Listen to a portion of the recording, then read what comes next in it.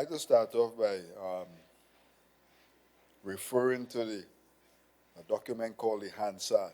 And I'm sorry that the minority leader isn't here to recognize the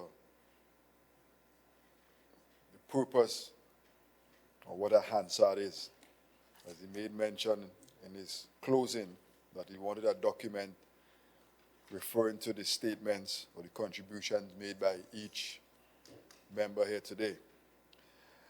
I refer to this document with your permission. I'd like to read some excerpts from it, which would be last year, 2018, 22nd of November, in which we had made a similar contributions and made reference to the things we intend to achieve for the fiscal year 2018, 2019.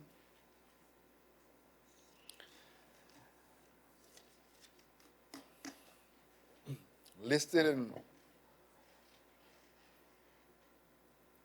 was a program that we initiated the year before, in which we invited sporting luminaries to come to Tobago and have one-on-one interactive sessions with our young athletes on the island, just to give them an idea or for them to have an appreciation of what it takes to make it on the big scale, on the big scene, on the global market, for want of a better word.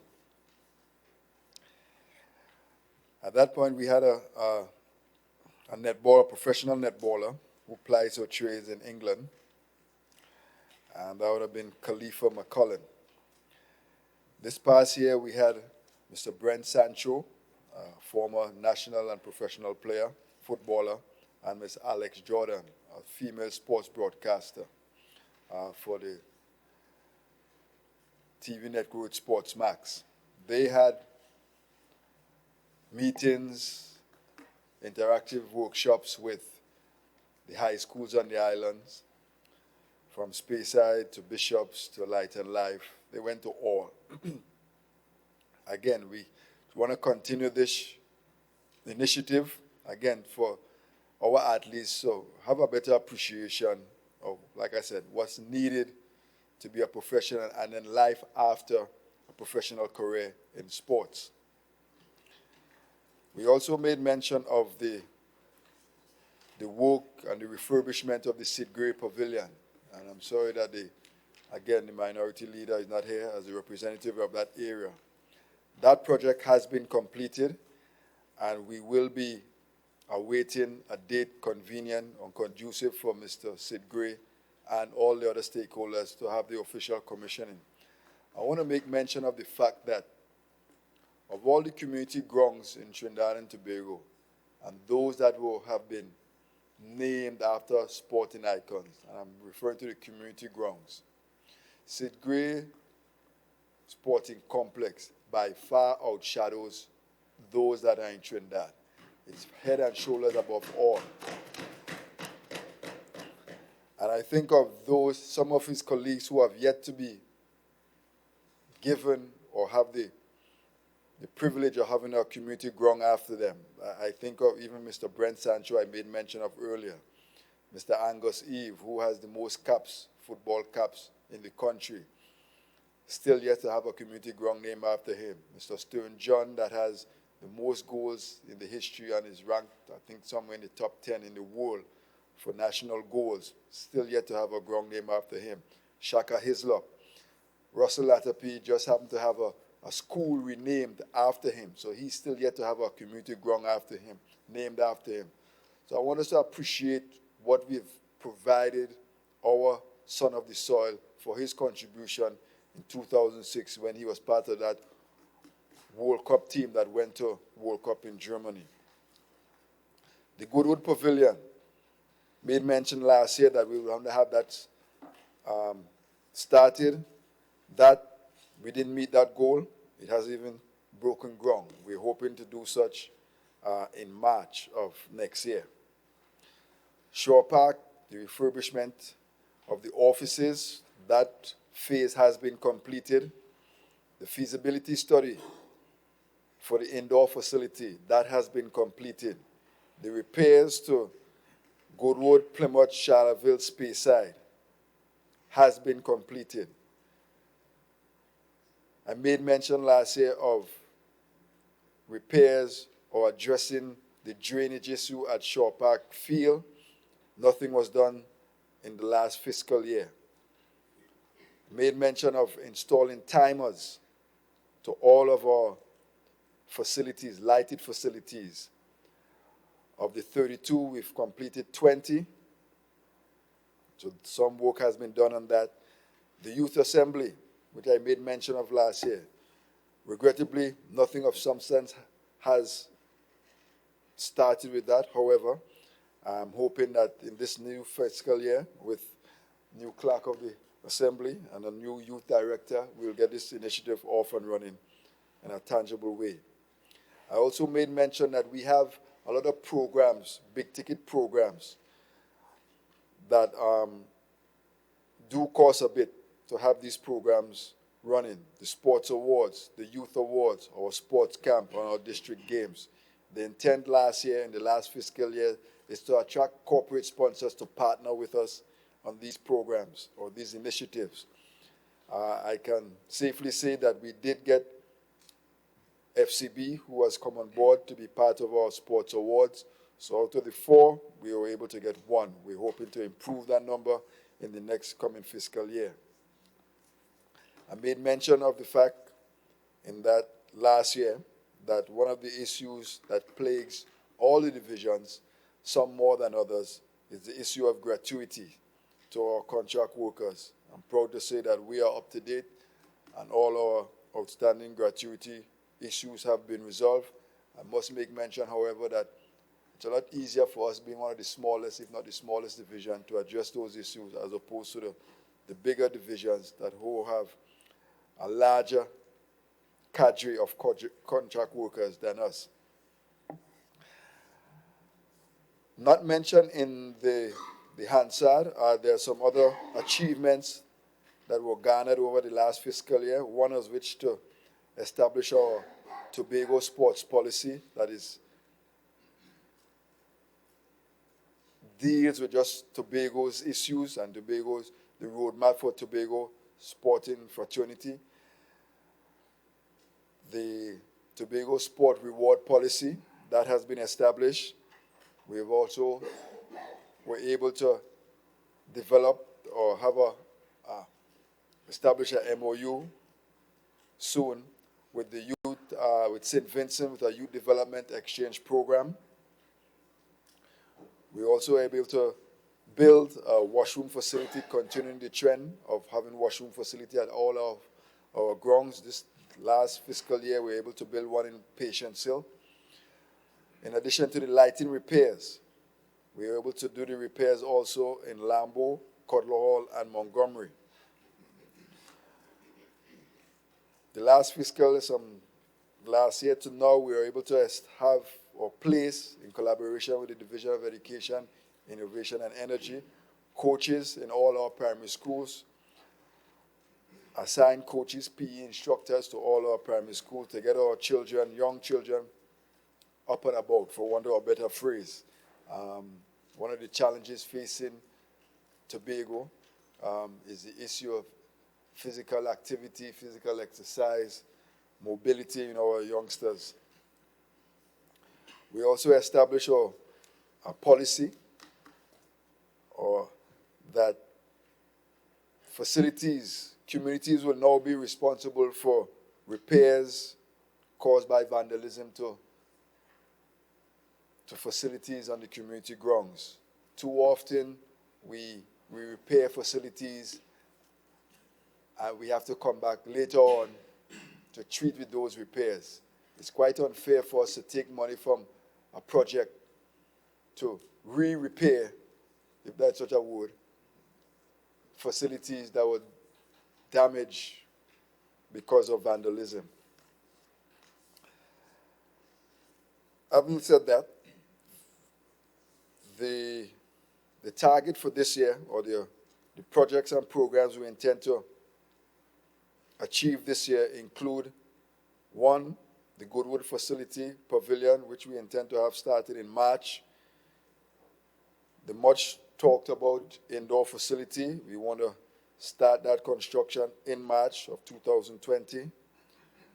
Phase 2 of the Shore Park offices, we'd like to start that again in March. The timers, which will continue that program or that project. We have 12 more, which we hope to complete by February, which would allow us to have some control over the lights at these facilities. As mentioned last year, too often we have community grounds, community facility, hard courts, fields with lights being left on overnight indiscriminately, and we can no longer depend on the responsible individuals to turn off the lights after usage. So once we have these timers installed, all lights will be turned off at a particular time, which aids us as we try to cut back on some of the expenditure and unnecessary expenditure, and in this case, the electricity bill to treat with these facilities. The repairs to the Pembroke Youth Center, we intend to have that started in February. We would like to engage or initiate surveying all our facilities, boundaries, establishing their boundaries, and also topographical surveys for us an idea to treat with some of the issues, some of the drainage issues we have. Particularly one of the facilities that is really challenged with this drainage issue would be the Mount Pleasant ground that is prone for flooding. We'd also like to keep in with our mandate to get out of renting. We would like to initiate the designs for the youth office so that we could have part of this sporting department has already moved to Shore Park. We would like to do the next phase of having the youth department moved also. So these are some of the projects that we want to accomplish or achieve within this financial year. Obviously, a number of projects that are going to be coming out of the Division of Sport and Youth Affairs.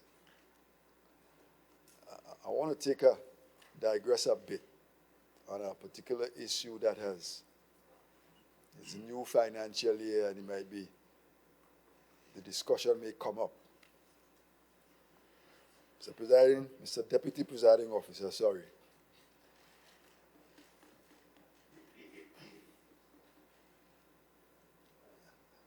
My name is Joe Mopit.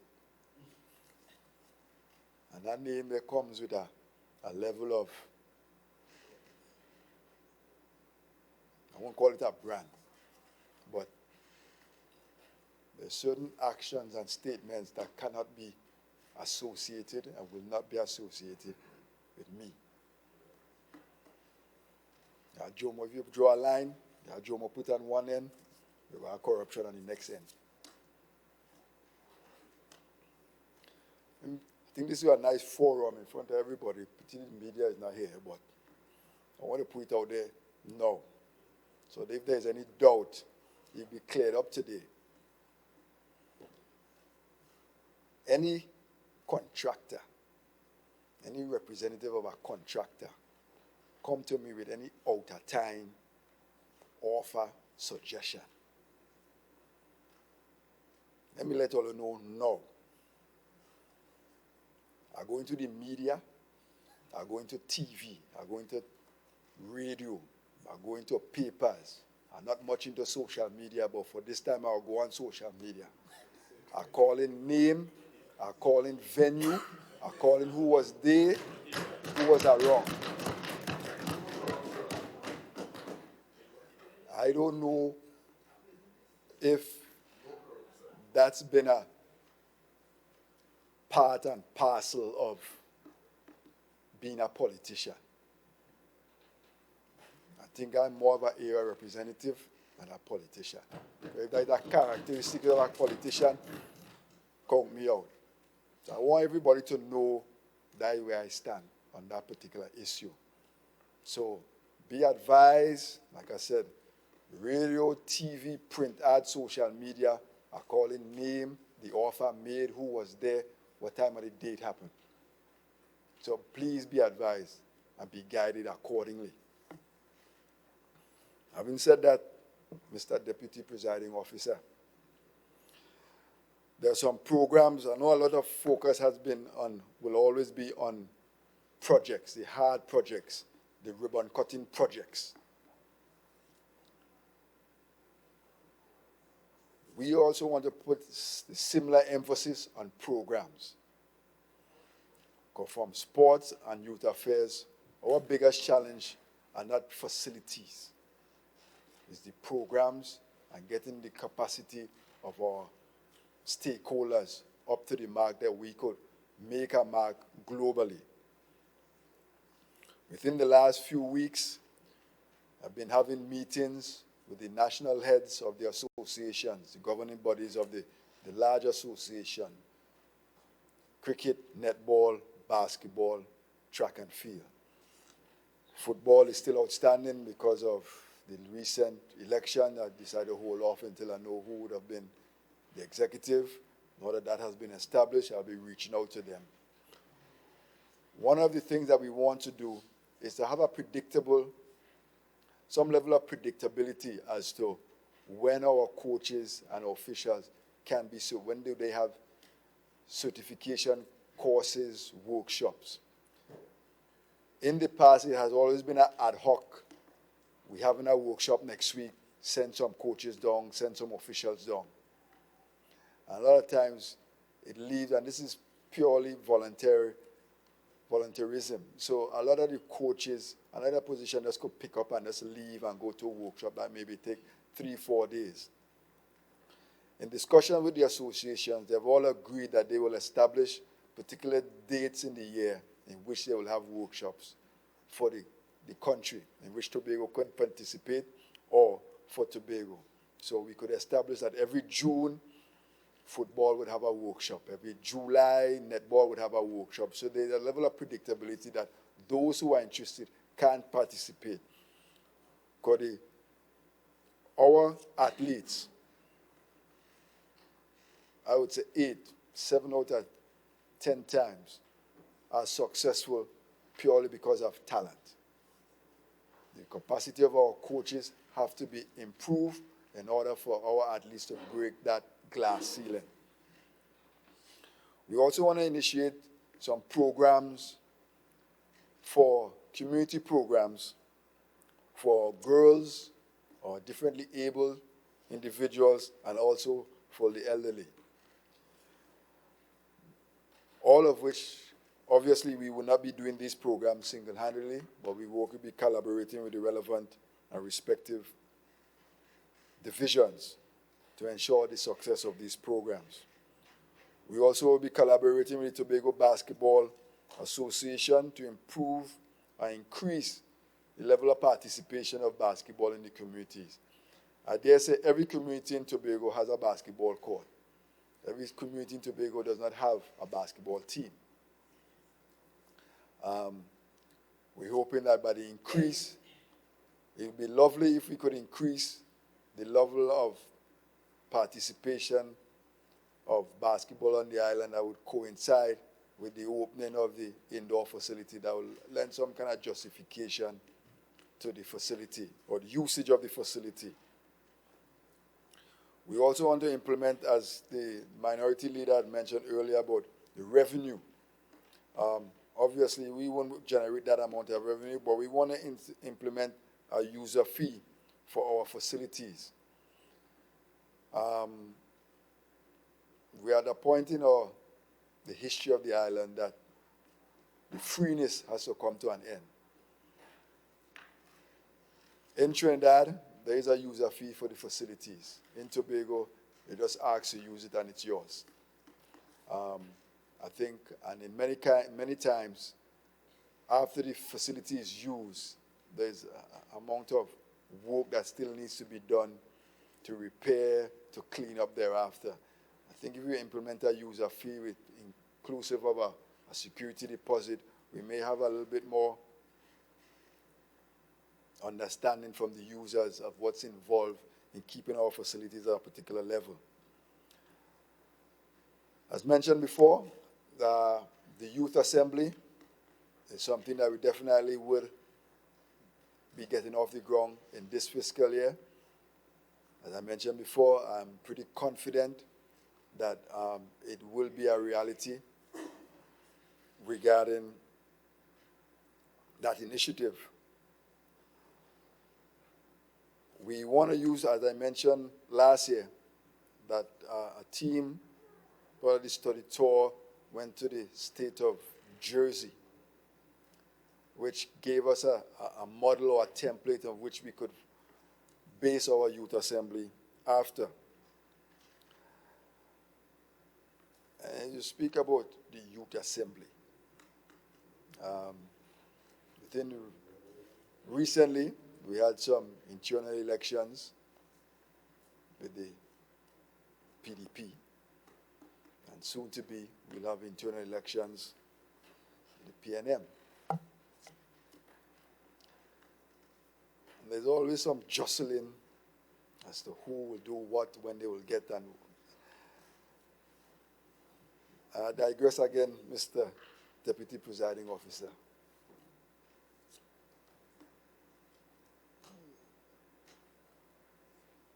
Talk has gotten to me that me returning as a representative for the electoral district, Lambo Signal Hill, is hinged on who is the leader at our internal election. There are three entities that determine if I come back here for a third term. First is me. If I decide not to go, it ain't gonna happen. If I decide to go, that's one part of the triad. Two will be the screening committee and the executive of the PNM party. And three, the electorate of that district, Lambo Signal Hill. All it takes is one person to say no, and I won't be here. Either me, PNM, or the electorate. As far as I know, that decision has not been made as yet. So anybody who's been touting that I have selected them as my replacement, they lie. And because of that, in order to provide some clarity on that, I would suggest to all who have been listening to that kind of rumor mill going around, watch these individuals with that dragon eye. I stand here and I stand here on the shoulders of a man called William Sonny Mackenzie. And as far as I know, he probably will be the greatest area representative this island has ever seen. I probably will not see anybody who will, in my lifetime, who will be able to hold that title of the longest serving representative for a district. And he came in on the strength, or one of his strengths, is the work he did in his community. If you've done no work in the electoral district of Lambo Signal Hill,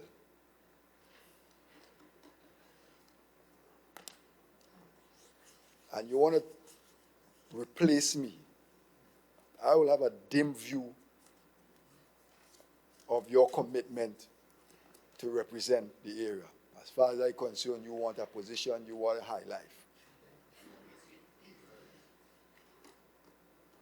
So again, I make a public announcement. The decision for me to come back on a third term has not been made. Anybody who's saying something contrary to that, they lie.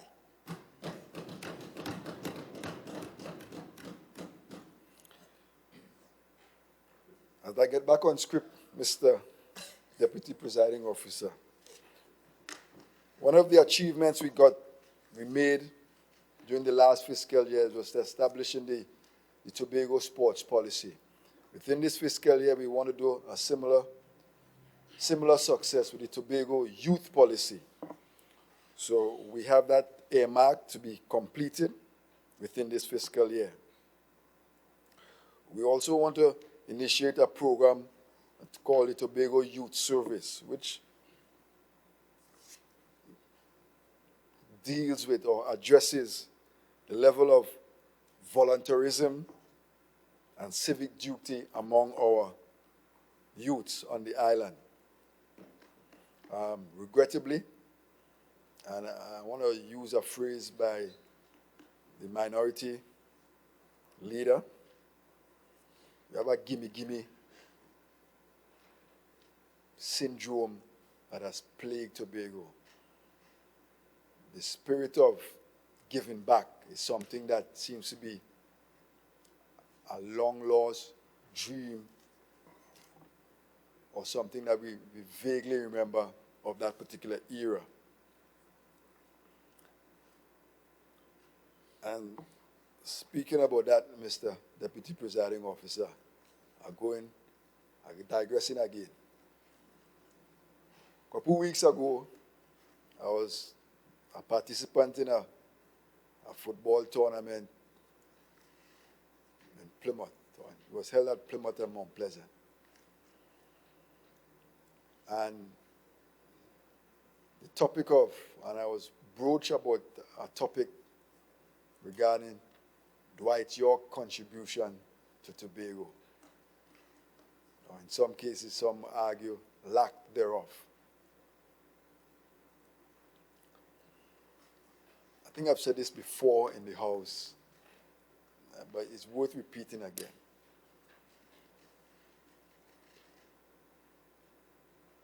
There will be a healthy debate as to whether Dwight York would have contributed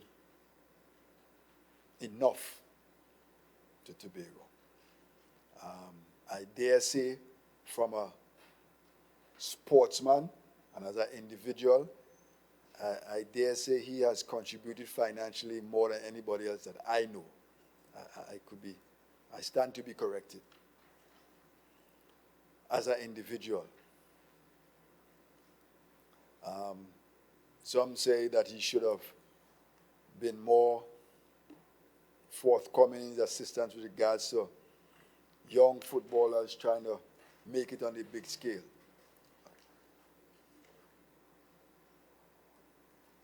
So that I say, perhaps, and that's a debatable issue. But, as I said before, on numerous occasions, Dwight York is not the only person who could have or should have volunteered his time to help others. We've had track and field athletes that their contribution is very minimal or comparable to Dwight's. Even at boxers, the same can be said.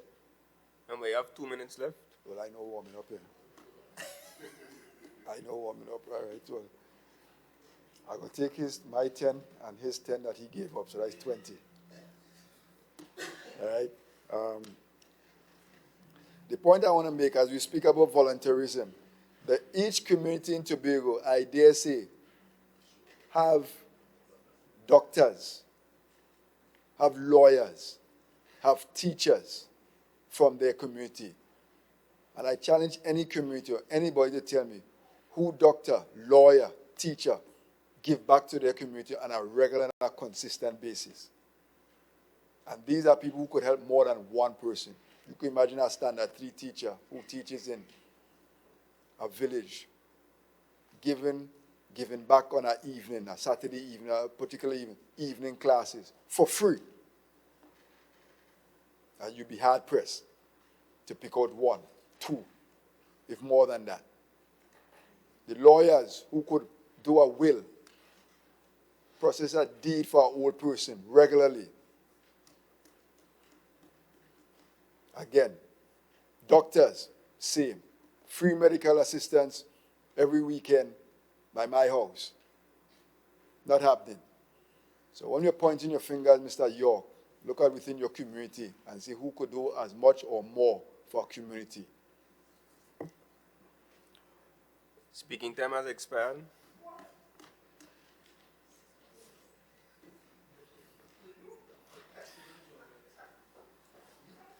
Mr. Deputy Presiding Officer, on this historic day, I beg to move for the speaking time of the honorable member to be extended by a further 10 minutes.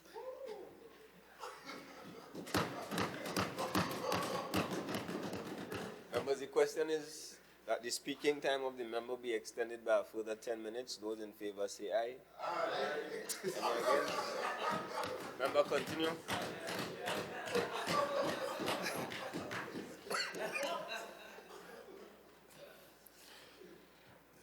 I will need all that time, Mr. Deputy Presiding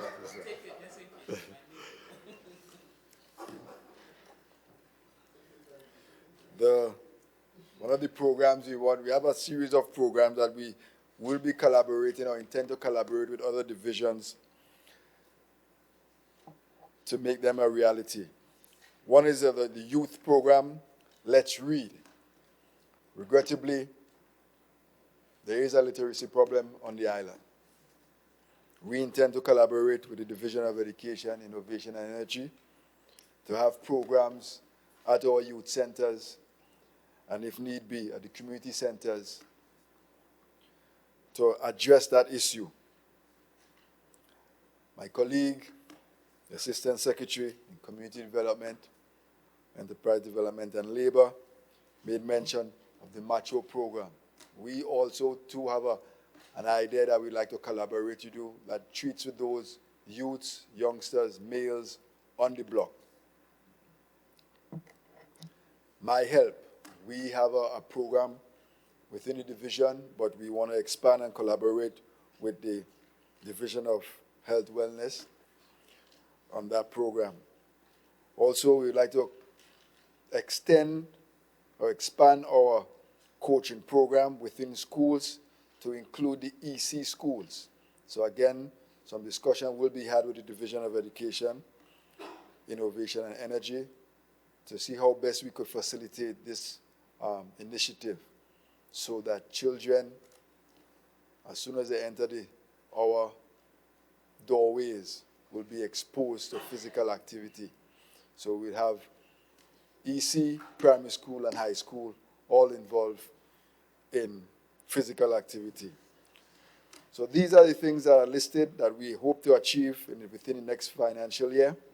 I'm hoping that next year that all would have been achieved, and if, as I mentioned earlier, that the minority leader is in need of confirmation on what I would have said, you can easily consult with the Hansard after the printing, and he can have this as a guide to use it for next year to critique and to grade us on our performance within the last year. Having said that, Mr. Deputy Presiding Officer, I thank you for the time that you have allotted me, and I beg to move. I support the motion.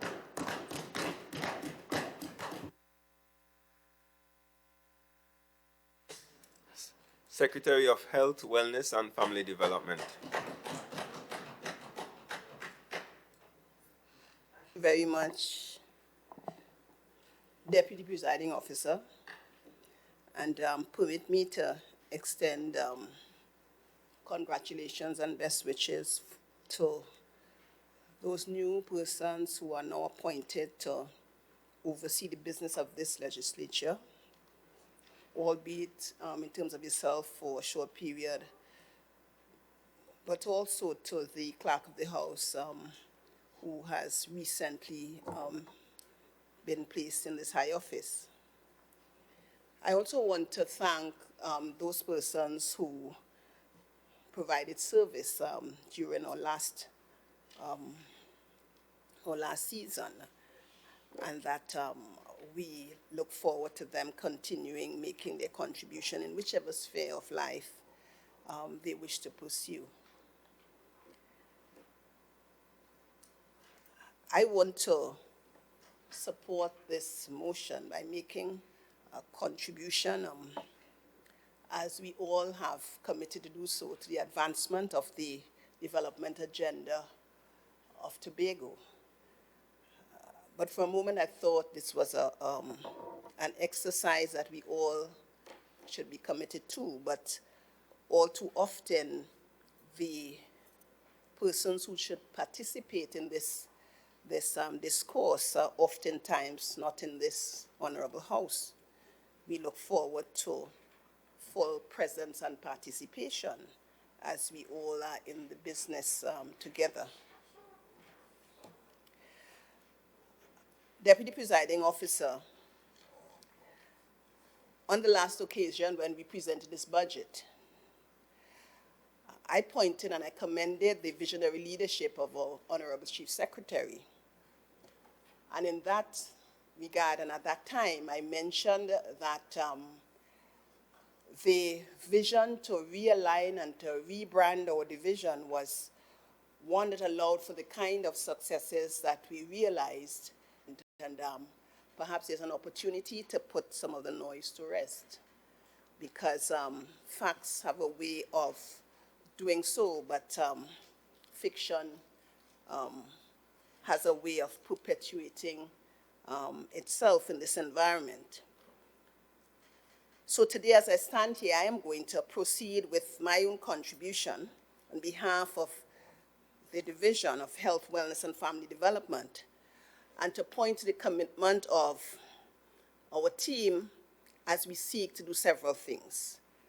And so within the context of our Sustainable Development Goals, our Vision 2030, or NCD plan, we promised to do several things. And I want to look at that because these are closely connected and are seated within the manifesto.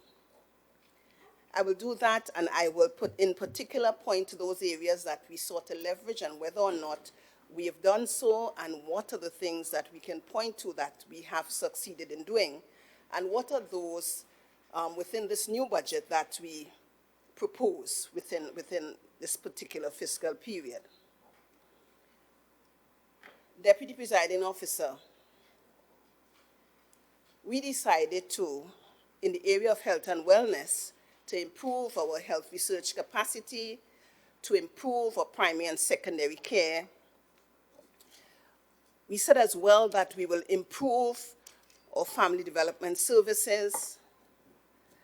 We will make our public health services much more responsive. And in that regard, I want to just quickly point to some of the things that have happened, especially because our mandate points to us creating an enabling environment to meet the health and social care needs of our population. We've been doing that, and we've been protecting the vulnerable and promoting this same environment of health and wellness. We note as well that, and we've committed to be much more accountable as we seek to manage and to provide high-quality services to our population. I pointed to some challenges, and I want to get the challenges out of the way a bit so that we could deal with some of the particular issues that we've been able to deliver. Some of the challenges that we've faced in terms of our primary and secondary care services had to do with, in particular, the supporting infrastructure for the same service. And so, for example, there have been some challenges in terms of our diagnostic capability. And in that regard, we have been dealing with those. We've had some challenges in terms of replacement of much needed equipment, and I'll point to what we have done with respect to that so that we can address this particular issue. We've been careful in terms of our particular mandate. And so we've tried to and have succeeded in decentralizing health services to communities. We've been able to provide extended hours of service. We've addressed the issues with respect to the prevalence of strokes in our population. We've moved towards improving our research capability and proceeded to train several of our staff members and have embarked on development of several registries which we are building out. So NCD registries being built out, or stroke registries being built out, or disability registries being built out. We've moved ahead and looked at what we've been providing for mental health services, and have provided and has provided within the last few months some art therapy services so that we change the model which we had previously. We've been collaborating with several providers, one of which is the Family Planning Association, to provide sexual and reproductive health services, an area that we were deficient. We've provided assistance through our Medical Assistance Review Committee to those persons who required services that were not available at Scarborough General. We've performed a groundbreaking surgery, a reconstruction surgery, a breast surgery, and we've done not just one, we've done 3 so far. We've looked at our issues with respect to leadership and have launched a leadership graduate training program. We looked at our public health situation, and we have improved and upgraded a facility at Studley Park. We've looked at what has been happening with our differently abled children and differently abled in general, and provided a facility and support to our children at the Tech Vox Center, as well as the elderly. We've provided a space for them. We continue to provide services for our adolescent mothers. With respect to our elderly, we've established a Tobago Association for the Elderly and provided a space that they can work from. This is soon to be handed over. We've continued to collaborate with several other agencies like the UNDP and the Ministry of Social Development and Family Services with respect to policy matters concerning parenting. We've trained caregivers. These are just a few of some of the things that we've done within the budget that we've been provided with. May I say as well that in the last fiscal period, our budget, which stood at $495.37 million, allowed for us to provide these and many more services to our population.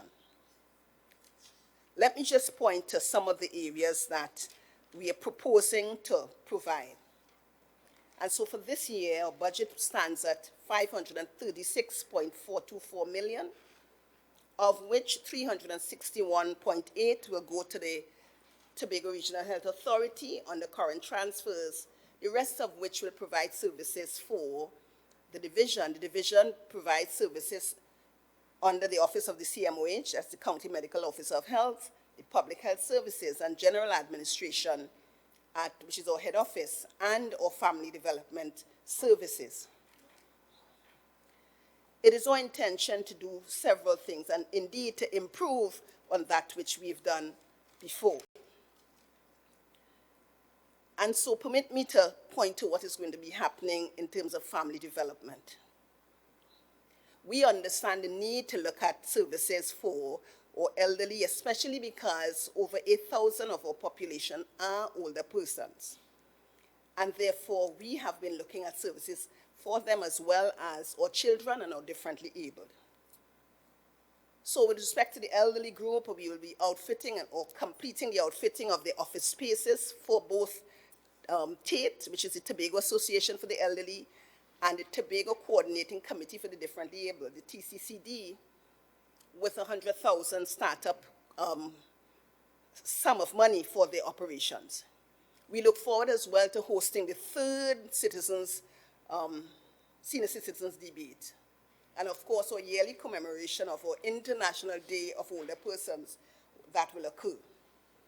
We look forward as well with respect to our children to the full implementation of the obligations that we've made as a division together with the Children's Authority with respect to matters concerning our children. We look forward to strengthening our services at our Child and Adolescent Center, an area that we note is of concern to many of us because we want to address issues concerning the children of this island. With respect to the differently abled, we will complete outfitting the space for the TCCD. We will strengthen the services in our Tech Vox Center. And again, we will continue our celebrations with respect to the differently abled. Those with disabilities, sorry. We wish to continue our activities, especially because as we do that, we educate our population such that they can better understand the services we provide. With respect to public health services, we will complete and hand over the Plymouth Public Cemetery. We will complete the laboratory at the Public Health Division, that is at Signal Hill. That's an area that is in much need, and we look forward to doing that. With respect to our facilities, because within health and wellness, the upgrade of infrastructure is a priority area. And in this fiscal year, our Moriah Health Center will be completed by April of 2020. It is now 50% complete, and we look forward to that.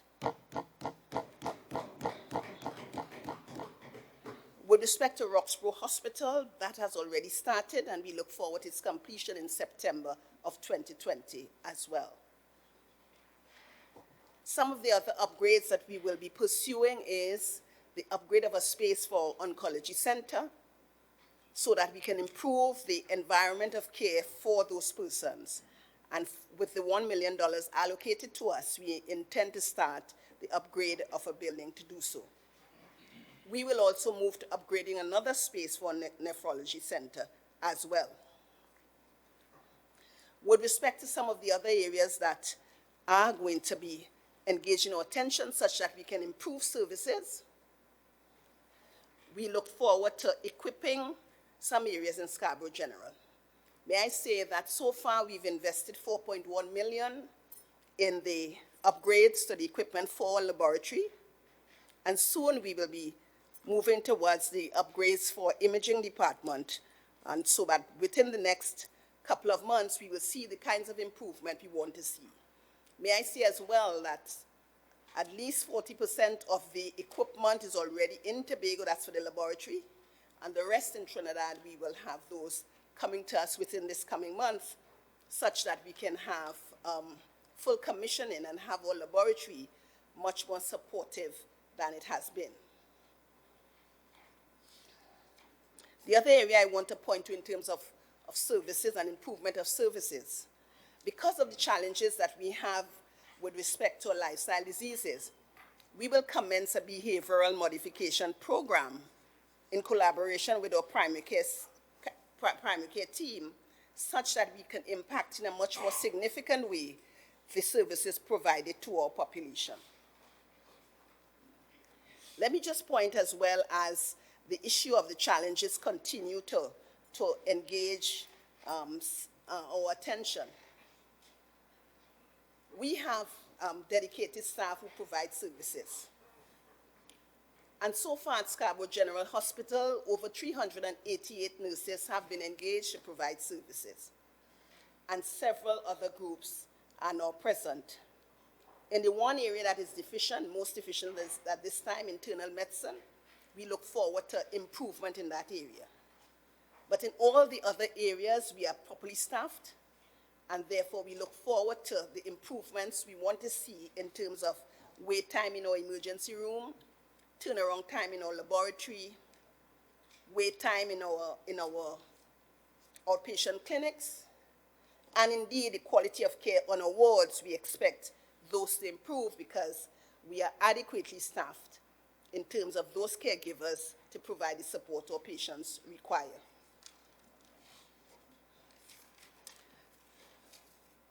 Let me just look again in terms of what we propose to do in terms of a development for the development program, so that that will be made clear in terms of what we're proposing to do.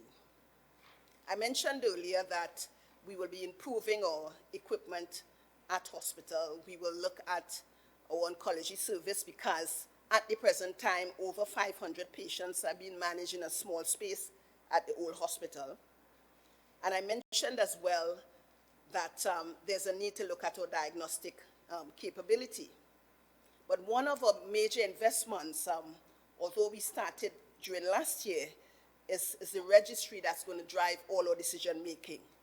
And so the $1 million allocated in the budget, we intend to have a fully functional registry such that we can have the data for the work that we want to do. The other area I want to mention, which we didn't have an allocation for last year, is welfare services, and to say that the Golden Apple program for which we have a $3.4 million.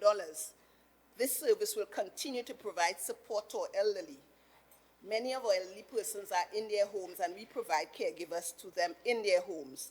The expectation is that we continue that program, providing much-needed support to the elderly. With respect to our REACH program, where we provide seed capital for persons with a business idea to give them a start, it is by no means the full sum required for a business. It is a seed that we assist a person with such that they can build on that. And that in this coming year, as we have done last week and then the previous 7 or 8 months ago, we have issued seed capital. We will do so again in this fiscal year, and we look forward to persons coming forward with business ideas such that they can be supported by the REACH team. With respect to our program for adolescent mothers, this is an area that we will continue to support because the services for adolescents is quite important. As you would know, Deputy Presiding Officer, the period of adolescence is the bridge between childhood and adulthood, and this is an area that we need to impact in a much more significant way, and therefore we intend to strengthen our program for adolescent mothers. With respect to our children who are beyond control, our probation hostel that is under the aegis of this division, we will continue improving these services. May I say that this hostel is properly licensed, and we are moving to ensure that all our services are done within the legal framework provided to us, such that we have the kinds of standards by which we manage these facilities.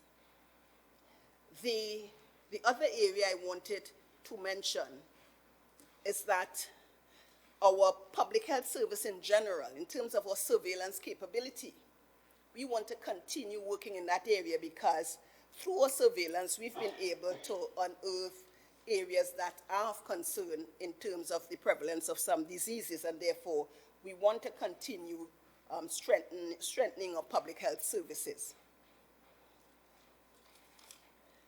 Our Roxborough Hospital that I mentioned earlier, this is a huge one for us, and this will change the face of healthcare deliveries, secondary care that is, in East Tobago. And at the cost of $84 million, it is our expectation that we will provide services, a range of services, albeit in a smaller space, for all of East Tobago. This facility will have not just the secondary care piece, you will also have the primary care center in there. At the present time, the primary care center is separate from the facility, but that when this is built, we will have the primary care facility, we will have an emergency room, we will have a diagnostic capability in place, we'll have inpatient beds, male and female beds, we'll also have a maternity suite. All of these, we will also have 2 dialysis chairs, several services in a small hospital because we want to be responsive to the needs of East Tobago. Let me just also point to a couple of other issues that I think are important for us as we try to address some of the challenges that we face. Most of us would be aware that though we have a facility in Tobago, we continue to have need to send patients to Trinidad. But what have we done since? We have moved towards expanding our intensive care beds. From the 2 we have to 4. Very soon we'll take delivery because we have already paid for the ICU beds for the new space, ensuring that we build our capability on this island. Because it's expensive to transfer our patients, we have to, for instance, hire the helicopter at the cost of $50,000, in addition to sending staff, as we have had to do last night, to send a doctor and nurse to Trinidad to take a patient down when we can do it ourselves. We look forward to our professionals working as they ought to, because we are not by any means expected to send patients to Trinidad if we have the capability on this island. All these are measures we are putting in place to ensure that we can take care of persons right here. There's another area I want to mention that is under the family development piece, and that is an issue with respect to support services that we have within our division. And indeed, we've been providing services to other divisions, and that is our community mediation service. We intend to expand that service. We have been supporting others, but we intend to expand that further within the next fiscal year to other divisions and to other areas, such that they can benefit from the team that we have at present. I want to take the opportunity to thank Secretary Devines, because through his efforts, we've been able to locate such a professional who has been able to make a significant contribution to the service. There's another area I want to point to that is important as we move forward in this year, and that is the collaboration with other sectors. And so within this particular fiscal period, we will move forward with these collaborations. One, the collaboration with the Family Planning Association to strengthen the sexual and reproductive health, or Children's Authority of Trinidad and Tobago in terms of issues with respect to children, or Tobago Progressive Association in terms of our outreach services, and they come to us each year from New York to provide support and much needed services in communities. We look forward to that. Our collaborations with the Tobago Association of the Elderly and the Tobago Coordinating Committee for the differently abled, we will continue strengthening our efforts with them, because that is important. We will continue our collaboration with Washington School of Medicine as we complete the research looking at breast cancer for women. That is expected to be completed in this year. In addition to which, we will continue our efforts in terms of strengthening our research capability. As we do that study, part of that study pointed to us benefiting from training, and some of our staff have already been trained, and by the end of that study, we will have the data we want, as well as we will have persons who are properly trained. The other area that, in terms of partnership, we look forward to in this fiscal period is our Northwest Anglia Trust collaboration, which will provide some benefits to our population, mostly our nurses. So our new nurses can benefit from engagement and employment through this trust in the UK. Our nurses on staff, they too will also benefit, because we've signed on an agreement where they can go on an exchange program such that they can acquire some skills, and so that both our new nurses and our nurses on staff can benefit from this particular service. The other collaboration that will happen this year as well is our collaboration with the Health Economics Unit for costing of our services, especially because the lifestyle diseases, the costs to manage those, we will want to know what they are as we seek to move about with this improvement. Two areas I also want to mention, and those are the areas that I want to point to as we seek to monitor our services. We've put in place our facilities review committees for children and the elderly. And in the coming year, we expect to continue strengthening these committees such that they can monitor the standards for daycare centers, nurseries, children's homes, homes for the elderly as well. We look forward to that. The other area, as we have planned that we want to do in this year, the area of training and development. I said earlier that we launched our leadership training program. And this was precisely because we are looking at succession planning. We want to have persons who can take over various portfolios in the future. And this particular program, we look forward to its continuation, because it is for 18 months. And so by the end of this fiscal period, we would have completed this particular period of training with them. Another critical area I want to point to that will continue to engage us in the coming year is our MARC, and that is our committee. This is our Medical Assistance Review Committee. This committee continues to assess needs of families for services not available in the public sector in Tobago, and oftentimes we've had to provide support to our persons requiring this assistance. And so, Deputy Presiding Officer, we will continue to strengthen the services on the mark so that they can provide services that are in need to persons in our population. Deputy Presiding Officer, permit me as well to just point to, on the softer side in terms of the challenge, some of the challenges under this particular area that I was discussing, and that with respect to our family services. You have 2 minutes left. Yes, I'll be finished in 2 minutes. We continue to protect our children and our vulnerable adults. However, in the case of our gender-based violence and our domestic violence support, we were challenged in the past year in terms of our infrastructural upgrade to provide a suitable space. In the coming year, we will work towards improving that such that we deal with our space to accommodate persons who have experienced gender-based violence. The same is true with respect to our treatment and rehab center.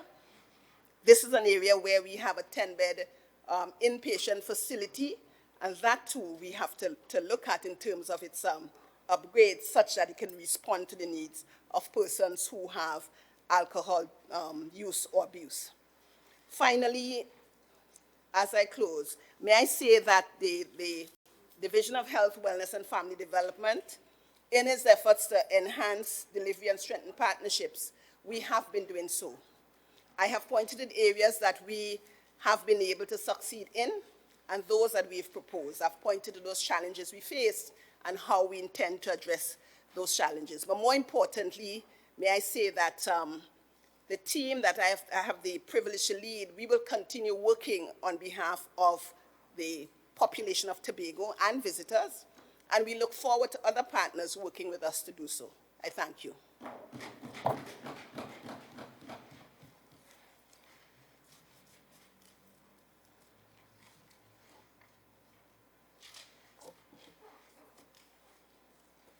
Chief Secretary.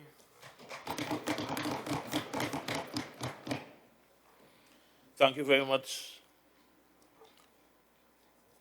Mr. Deputy Presiding Officer, and let me also, in the vein of my colleagues,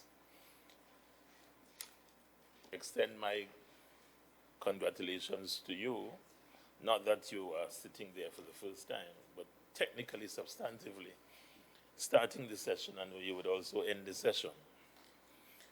And also let me commend the acting clerk in respect of her lateral transfer, as she said to me.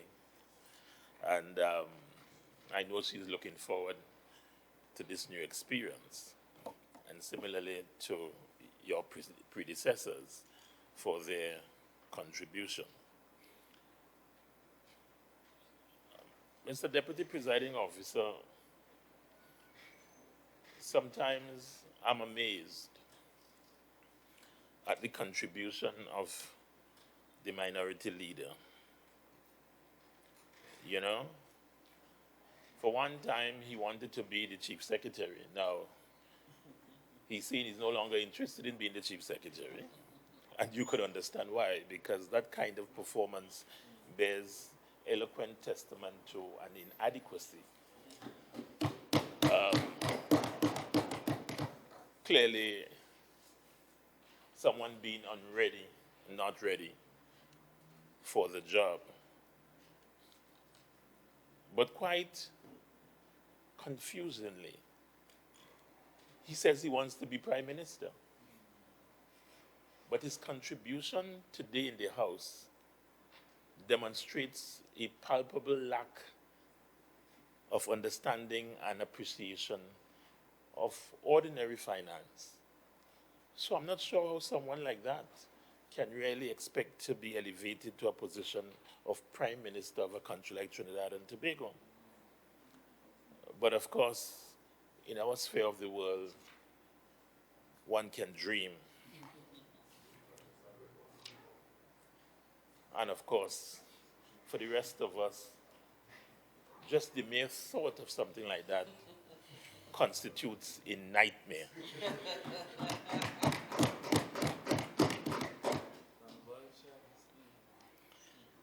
You know, Mr. Deputy Presiding Officer, let me move quickly to treat with a couple of things.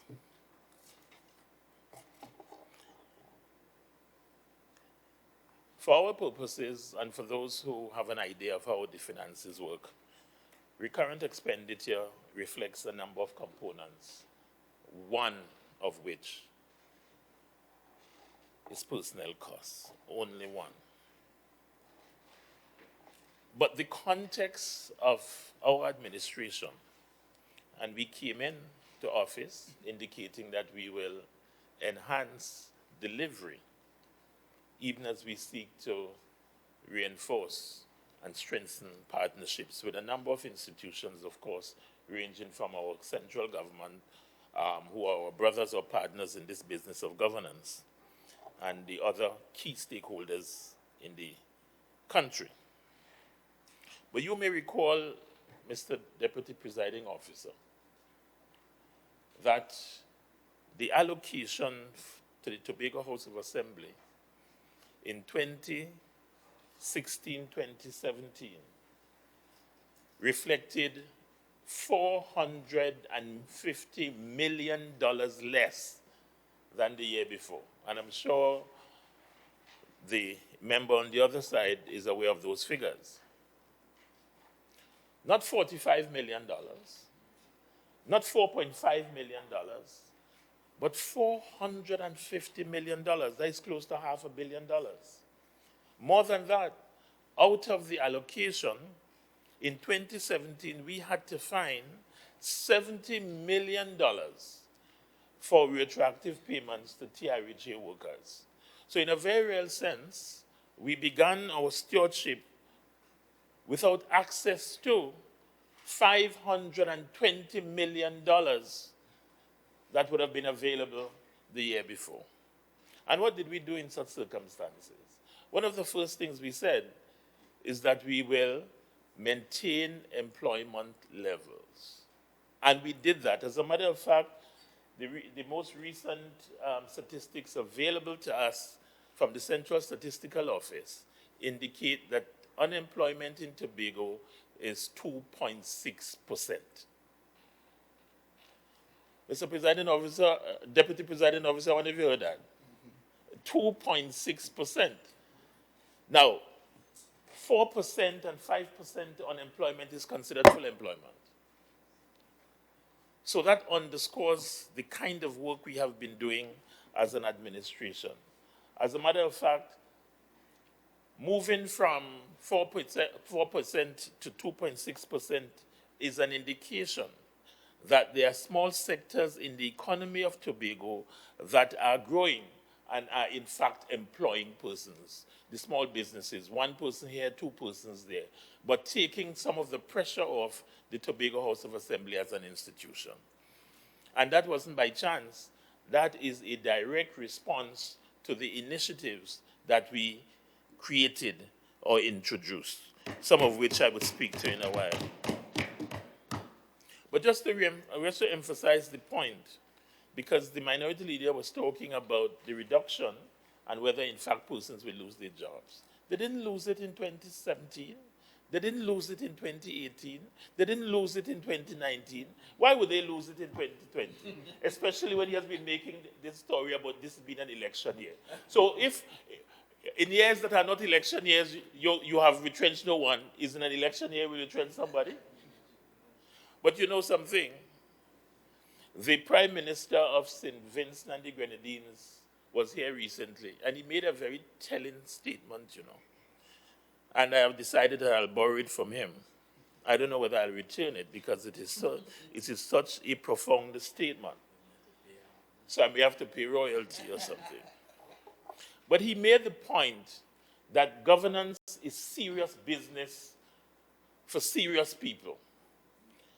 Yeah? And if you want entertainment, you hire a clown or a comedian. That is what he said. So that governance is about serious business.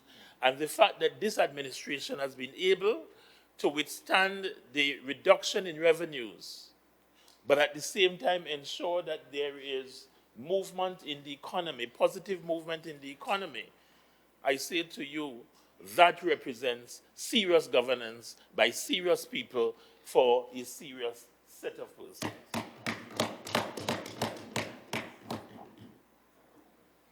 One of the things he said, which really created alarm for me, is when he made reference to education and said that there are no fees, no income. And I'm asking myself, what is he talking about? Is he really thinking? But of course, as I said before, it's not the first time. And his contributions really reflect a mishmash of contradictions. What is he suggesting? That we did the 900 students that pass out every year, or the thousands of students that we have in our schools, that we should charge user fee for them? Is he suggesting, for example, that the school libraries we have, we should turn them into bookstores and have people buy these books? What is he suggesting? And may I say, Mr. Deputy Presiding Officer, that in 2018, we basically got the same level of allocation for recurrent expenditure as we did in 2012, 6 years earlier. But we were able to pay $200 million more in 2018 than we did in 2012 for personnel costs, and sent nobody home. But I thought I would place that on record so as to emphasize the quality of governance that took place on this side. And may I move quickly to some real issues?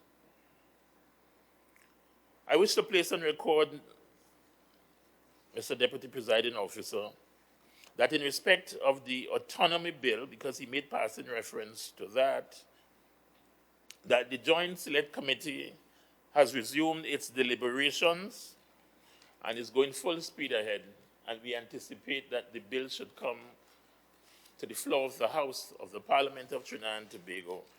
My preference is the first quarter of 2020, but I suspect, knowing how things work, certainly by the first half of 2020.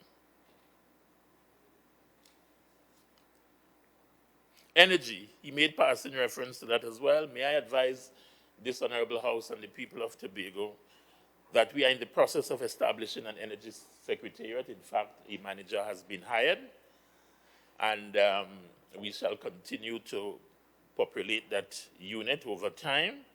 And the idea is that the unit will treat with the issue of our hydrocarbon resources and our participation and involvement therein, as well as to place some focus on the new phenomenon, if you wish, of renewable energy resources, whether you're talking wind or solar or even hydroelectricity. But of course, these things are not short-term arrangements, they are medium to long-term.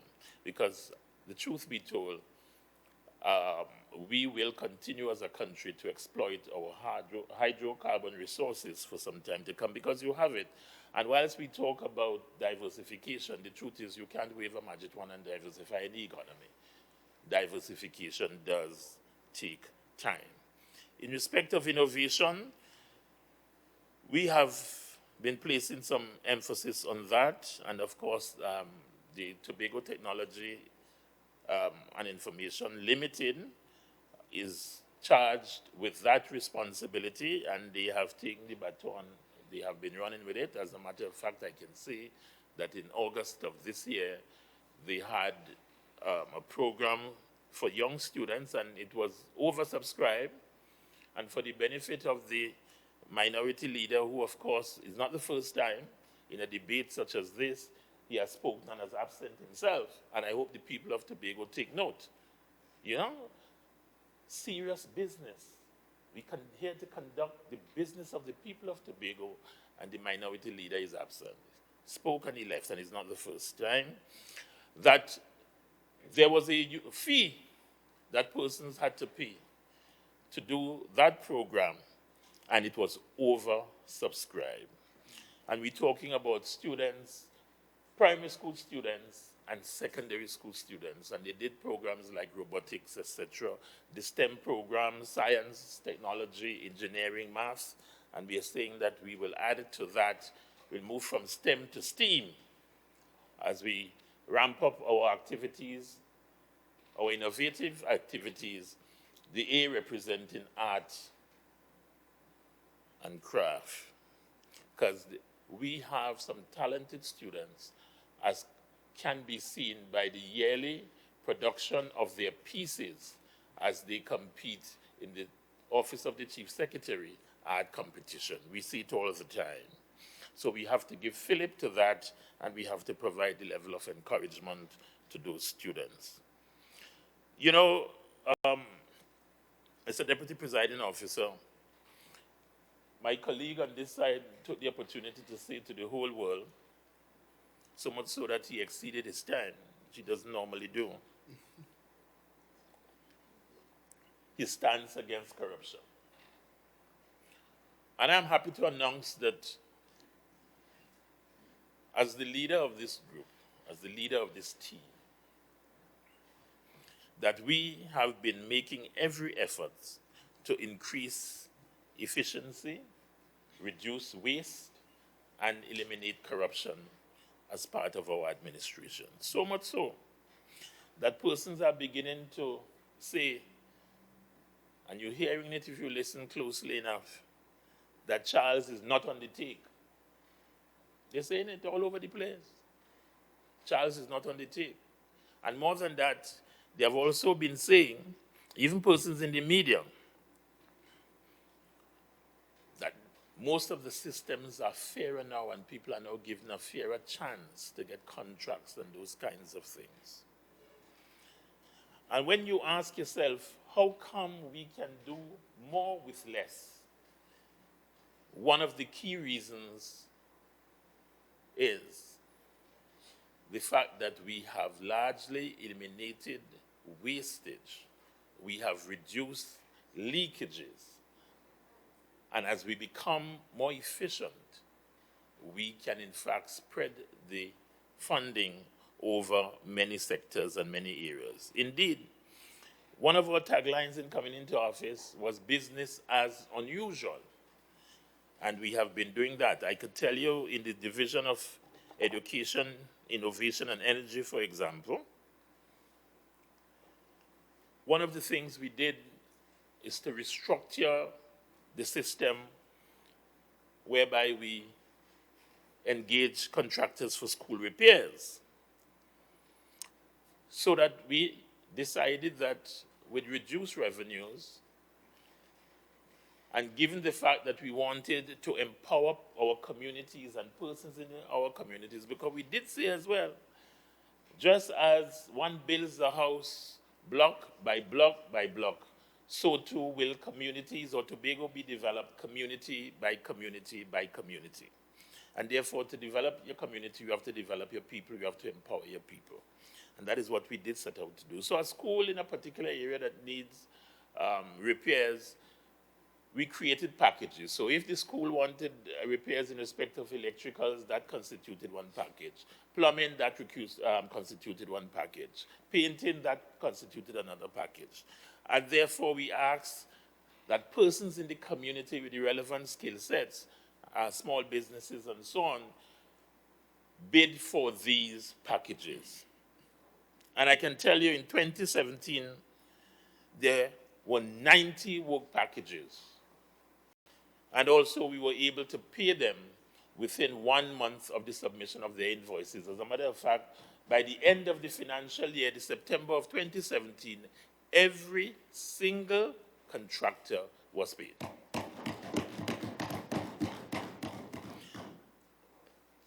The 2018 school repair program saw 83 work packages at a cost of $15.3 million. And in 2019, 86 work packages at a cost of in excess of $16 million. People are beginning to see the wisdom of that approach as it is spreading through the economy. And you can understand why we're talking about unemployment of 2.6%, because these small contractors obviously would have to hire 1 or 2 persons, and that is where we're going. May I say, Mr. Deputy Presiding Officer, that for this fiscal year, the Education Division has been allocated $35.7 million for development expenditure and $385.6 million for recurrent expenditure. And we shall continue to engage in the kinds of activities that will promote both on the physical development side as well as the intellectual development side, and at the same time to ensure that our schools continue to perform in ways that make us all proud. And even as I say that, Mr. Deputy Presiding Officer, I need to make the point that 2019 for us, notwithstanding the attempt by the minority leader to give the impression that our education system is not doing well, we have in 2019, as a result of changing the system, we have in fact changed the results. And listen to this. I have a friend who would say, listen well. In 2019, this year, for the first time in the history of the C exam, we were able to get 3 students in the top 200 in this country. As a matter of fact, I say the top 103 places, because the child that came 3rd here in Tobago placed 103. And to put that in perspective, we're talking about over 8,000 students across Trinidad and Tobago during that examination. And the boy that came first in Tobago placed 18th in Trinidad and Tobago. That is significant. And I take this opportunity to congratulate all those schools, the principals, the teachers, and so on, for the work they would have put in that would have resulted in the successes that Tobago got. CSEC. There was generally an improvement in the results as well. And as a matter of fact, as I've said before, there were 2 schools that did particularly well in respect of students getting 5 subjects and over. In one school, the improvement represented a 20% improvement, and that is Pentecostal Light and Life. And in another school, the performance represented 25% increase, and that was Harmon School of SDA. Things are happening positively in the education system.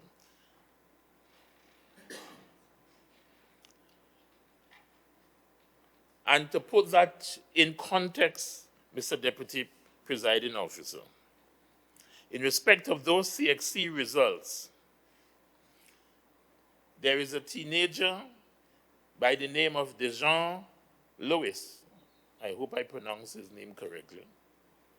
In the field of industrial technology, he came first in Trinidad and Tobago and second regionally, CXC. And he is a student of Scarborough Secondary School. What was also significant is that he, along with 3 other students in industrial technology from Scarborough Secondary School, came in the first 10 in Trinidad and Tobago in that subject, that discipline.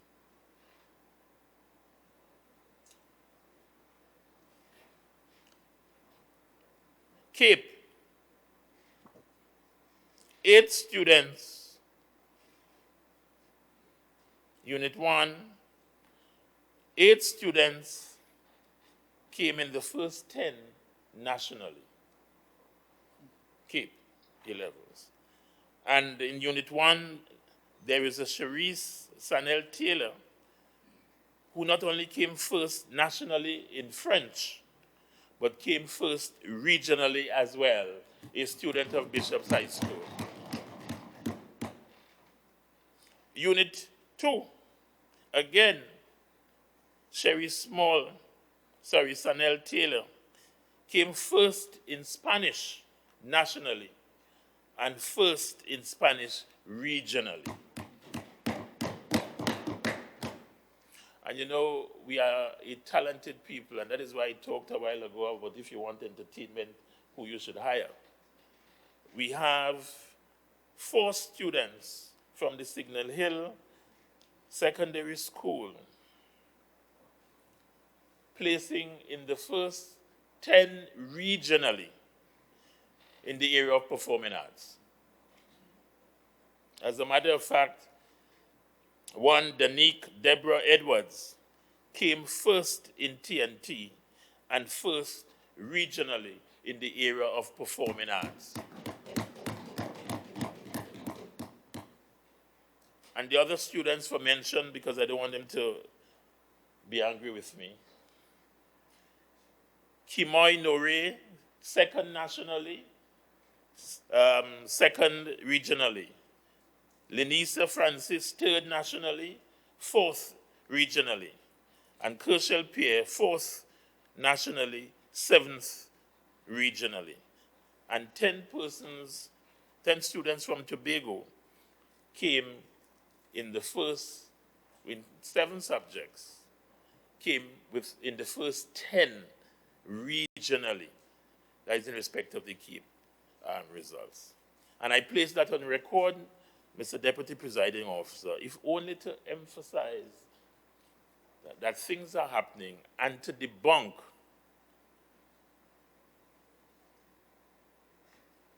I'm looking for a parliamentary term because I do.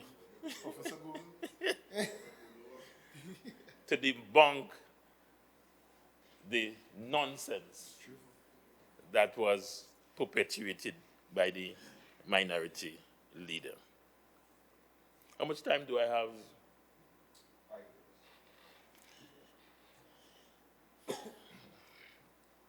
And so there are a number of areas in education that we can make mention of. In addition to that, we have the Pan in Schools program, which we did and will continue.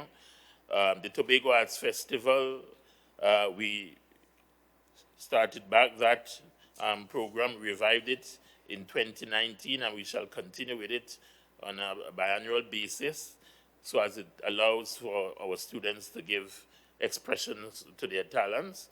And 42 schools, including ECE schools, participated in 2019. Of course, I would have spoken before about the Teachers Professional Center that we created over time. ECC centers, we are hoping, we have done all the preliminary work in terms of topographical surveys and so on, stakeholder consultations. We are waiting to conclude loan arrangement with the IDB Bank so that construction can begin. In the area of tertiary education, we have not only taken a policy position, but we are moving for accreditation of THDI, which would be the basis for our Tobago University. A board has been reconstituted, that is at the accreditation board, and we are hoping that in 2020 we will get accreditation status. In the meantime, there is a private group that is seeking accreditation in order to operate an offshore medical school in Tobago. We are hopeful that that can come on stream next year as well. Excellence in sports is something I want to touch on because the Minority League was attempting to, as the young people say, big up, is it his colleague for some school? And I'm wondering who I should tap on the back because Blackrock Government School is a national netball champion. I guess I'll cross at the end and my colleague on the other side will tap me on the back for that. Scarborough RC Girls, national football champions. Signal Hill Secondary, national Big Five champions. Bishop's High School, national netball champions under 13, under 15, under 17. Scarborough Secondary, national netball champions over 17. You have it. So that in sports, in academia, and so on, Tobago is holding its own or continues to hold its own under this administration. As a matter of fact, consistent with our pledge and promise, yes, to increase and expedite performance. We are doing that. When funds are low, we're doing that. Performance beats old talk. Anytime. As well as comedic behavior. Every single time. You know?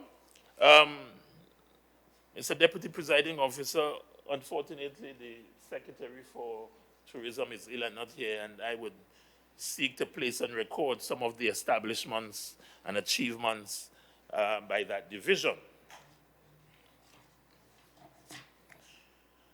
As you're aware, or may be aware, Mr. Deputy Presiding Officer, the Tobago Tourism Agency Limited hosted a media and stakeholder event yesterday under the theme celebrating the extraordinary. And this is important, you know, because one of the things we did early in our term was to establish the Tobago Tourism Agency, designed, of course, to treat with issues of product development and marketing of the island of Tobago. One of their first acts, of course, was to engage the stakeholders, prepare a strategic plan, a roadmap over 3 years, and at the same time seek to rebrand the island of Tobago, as we say, Destination Tobago. Significantly, the branding came up with the nice tagline of Tobago Beyond Ordinary. And of course, some of our persons in Tobago, the way we are committed to derogatory postures, to degrading one another, to castigate, assassinate, denigrate. Some persons actually went out of their way to delegitimize that, that slogan. They wrote to persons in, is Anguilla? Yeah, we have that on record, you know, encouraging them, saying that we have plagiarized the thing. It took a statement from the Antiguan, Anguilla tourism minister to say categorically that that was not so. And the funny thing about it is that it was a slogan or a branding that really called Tobagonians to action. To say to Tobagonians, you have the capacity, you have the capability to rise beyond and above mediocrity and to push for excellence. Tobago, go beyond the ordinary. That call. And there were people who felt that it should be denounced. What a pity. What a pity. But of course, we have a saying that God doesn't sleep. Huh? Remember, your speaking time has expired.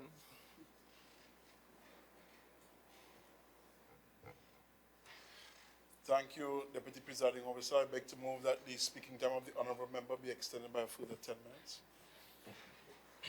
Members, the question is that the speaking time of the Honorable Chief Secretary be extended by a further 10 minutes. Those in favor say aye. Aye. Any against? Member, continue. Thank you, Mr. Deputy Presiding Officer. And therefore, when God work, man does struck.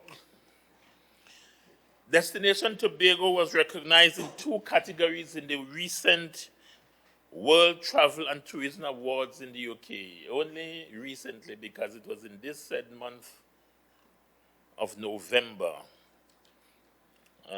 that we were highly commended for our submission in the category of Best Marketing Campaign Country, effectively placed 3rd in that category, and we attained silver rating, coveted Best Destination Marketing Campaign, which was 2nd place.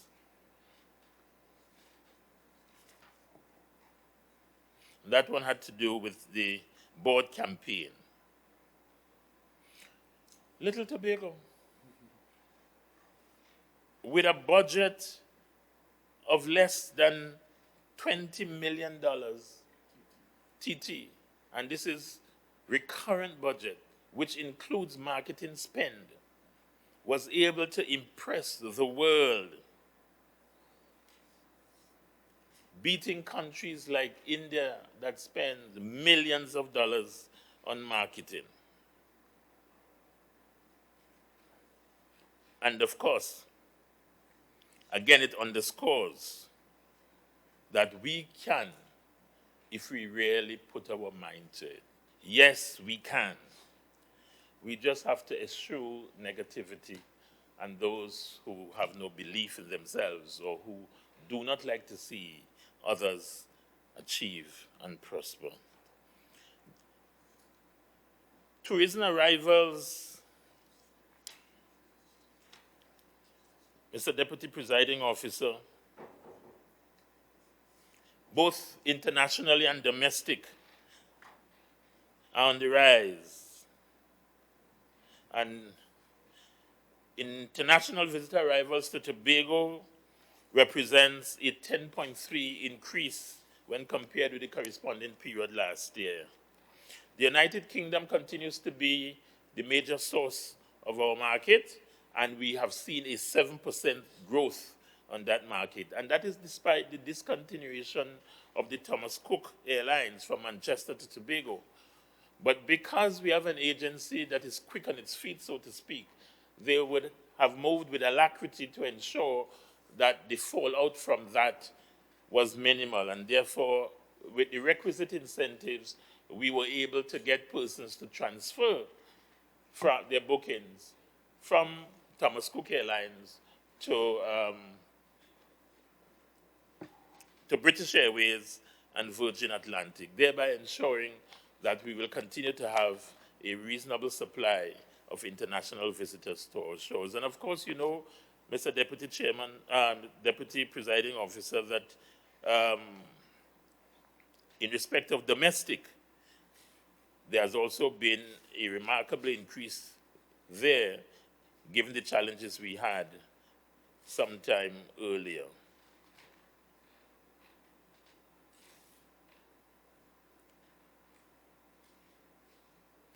The information I have indicates that arrivals on the sea bridge when compared with last year is now up by 56.4%. In fact, I get a text every morning giving me an idea of the load factor, and of course there is always an excess of seats, and people are commenting on the quality of the vessel and the ride that they experience.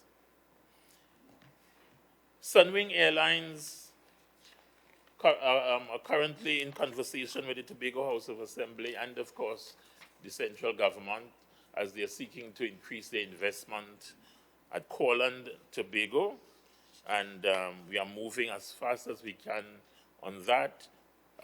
We are hoping that that can be realized in 2020. And what we have done, Mr. Deputy Presiding Officer, is that we have set up a committee in the first instance to treat with the whole issue of consultation with the stakeholders so that persons will be apprised of the potential investment, the implications, and the adjustments that need to be made as we seek to arrive at a win-win position where both the investor as well as the residents of Tobago benefit from the arrangement.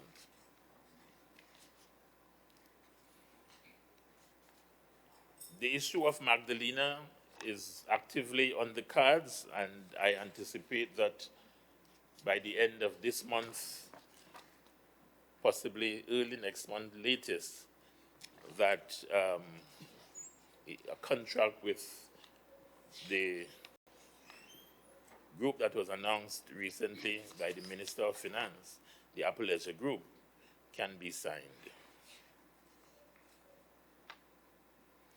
I want to give special commendation, Mr. Deputy Presiding Officer, to our current Junior Secretary of Tourism, Ms. Kayla Lewis, for her outstanding representation at the Caribbean Tourism Organization Youth Congress held in Antigua and Barbuda, where she placed third amongst other junior ministers and commissioners of tourism in the Caribbean.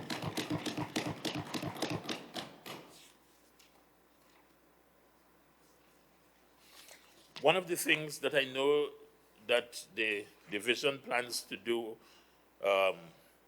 in the upcoming term is to place emphasis on a community tourism awareness program. We do not have the best reputation for customer service, but of course it is indeed a critical component if we are to raise the level of our service, that it becomes consistently attractive to our visitors, both domestic and foreign.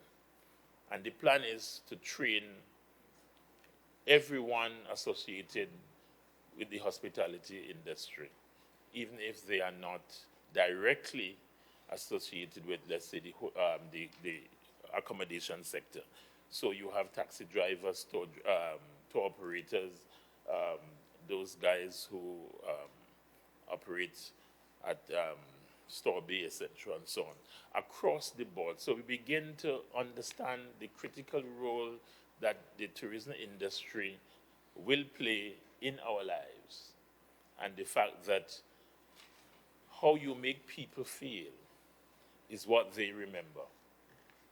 In fact, in returning from London recently, there was a gentleman on the flight, and we had a conversation, and he said to me, he has been coming here for the last 18 years, and when he comes, he stays at Cocoa Reef. Repeat business, 18 years. He has been coming, continues to come every year, and that is what the quality of service can do to the sector.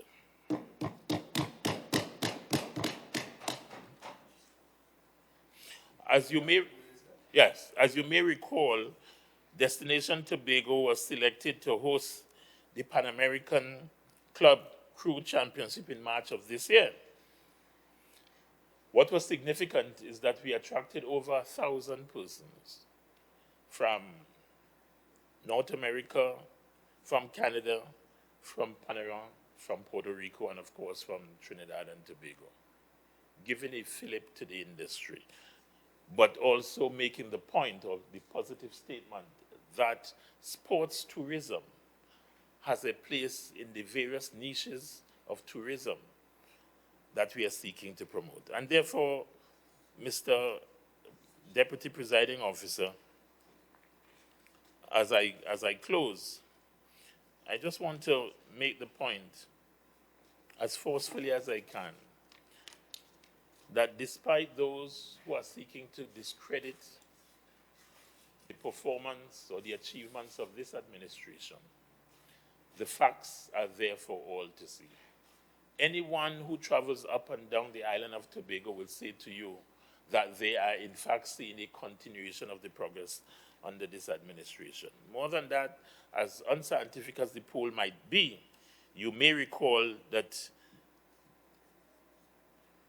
what's his name there? Dale Enoch of 95.5, they did a poll, And the majority of those persons indicated that they were seeing progress in Tobago. As a matter of fact, he himself said every time he comes to Tobago, he sees progress, and he comes to Tobago quite often. But of course, you know what they say, Mr. Deputy Presiding Officer. There is none so blind as he who would not see. But a blind man, quite frankly, with a wooden pair of glasses, can see the progress that we are making in Tobago. And therefore, I just want to say that I am particularly proud of the team that I have the honor to lead, because, as I have said in places before, the team was basically an inexperienced team. Some persons were taking office for the first time, managing a public service for the first time, and had to come up to speed as quickly as they could have, and indeed have done so, that even before the end of 3 years, we can see the remarkable progress that Tobago has undergone. And so I want to say to the people of Tobago, never mind what you hear from some comedians, never mind what you may hear from some clubs, never mind the actions that you may see. When you're there, good house, be careful, because bad house does call you. I thank you.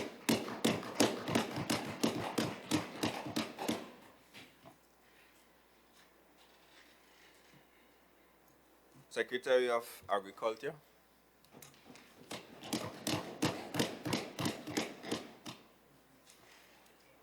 Thank you very much, Mr. Deputy Presiding Officer.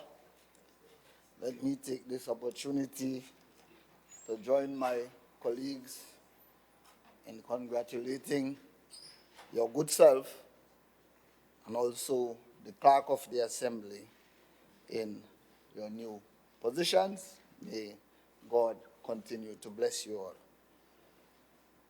Mr. Deputy Presiding Officer, before I step into the meat of my presentation, I want to make something sort of abundantly clear, because as Secretary of Food Production, Forestry, and Fisheries, I am actually dealing with, if you want to put it in layman terms, the man on the ground. And the man on the ground can be so easily misled, as we would have seen an attempt was made today by the minority leader to mislead the man on the ground. So I want to put that in context. And I want to put it as to why we are here today. It's very simple. We came in June after a number of consultations with our stakeholders on the ground.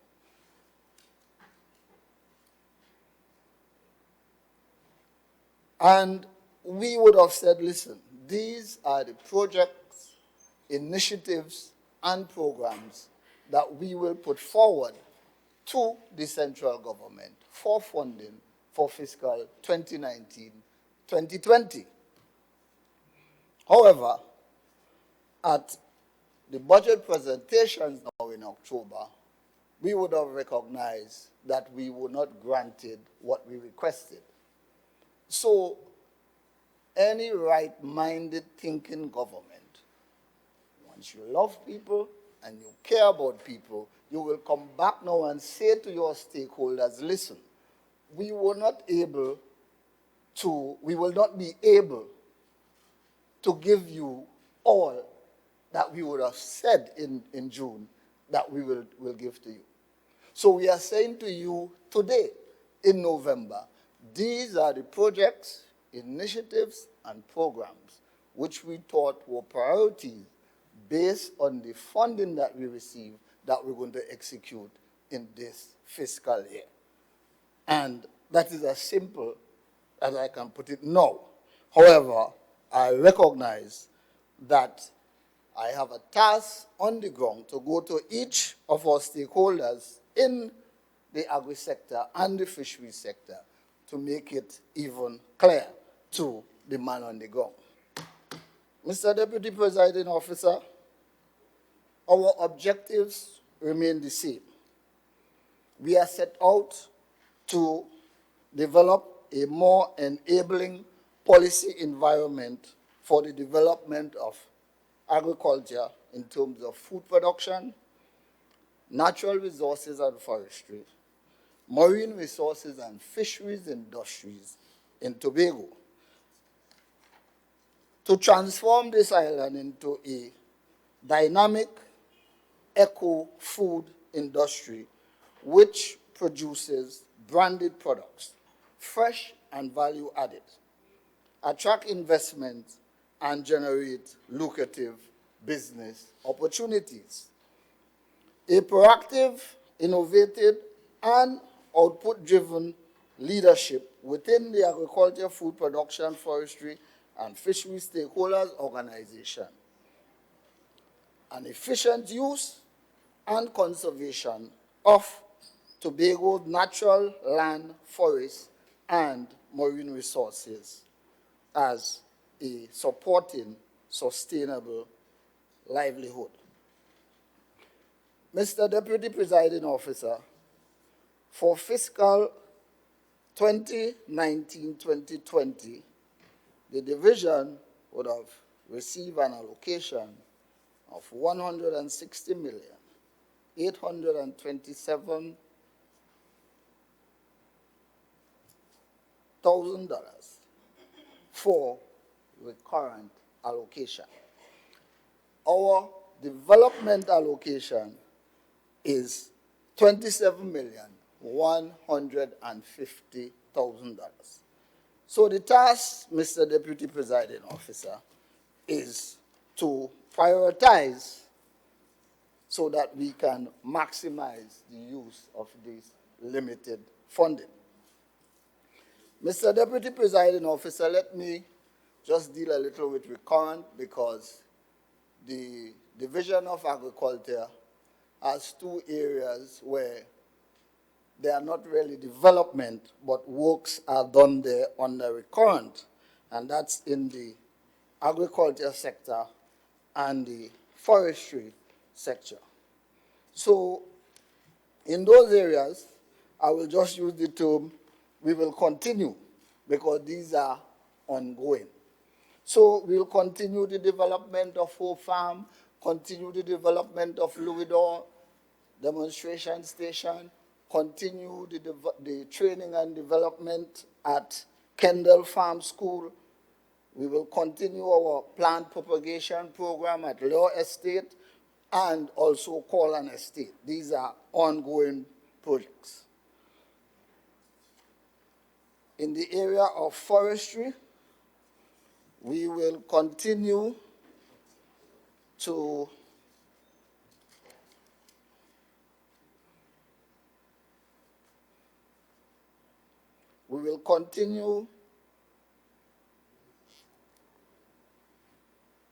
with the collaboration of the Division of Tourism, Culture and Transportation, Tobago Hospitality and Tourism Institute,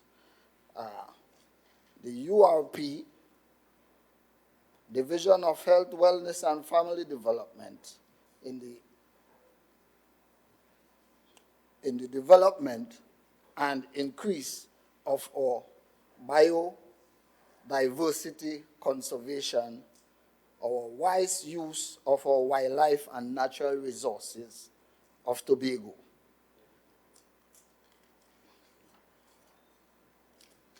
Mr. Deputy Presiding Officer,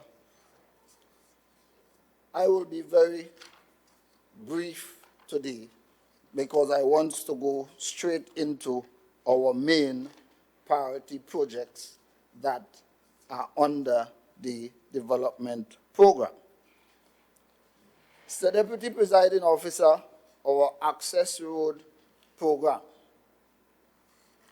We would have constructed 41 access roads throughout Tobago for the period 2018-2019. We would have also cleared and opened 23 such roads, a total of 64 roads for the fiscal 2018-2019. Mr. Deputy Presiding Officer, what we propose to do in fiscal 2019-2020, these 23 roads that were opened, we will construct these roads.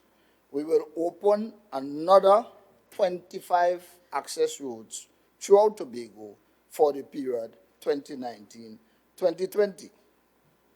Mr. Deputy Presiding Officer, we will continue the refurbishment of the Scarborough Abattoir. We will continue full repairs of our packing house. Mr. Presiding Officer, I want to back up to the Access Road program because it seems as there's a misconception in the public domain where access roads are concerned. So I want to start at the beginning. I want to go back to a little history. Before even independence, Tobago was divided into estates. These estates were registered as agricultural lands. That's their status. And therefore, one wishing to do anything else on lands with the status agricultural lands must now apply to Tongue and Country for that approval, whether you want to go commercial or you want to do housing development, you must apply to Tongue and Country for that approval.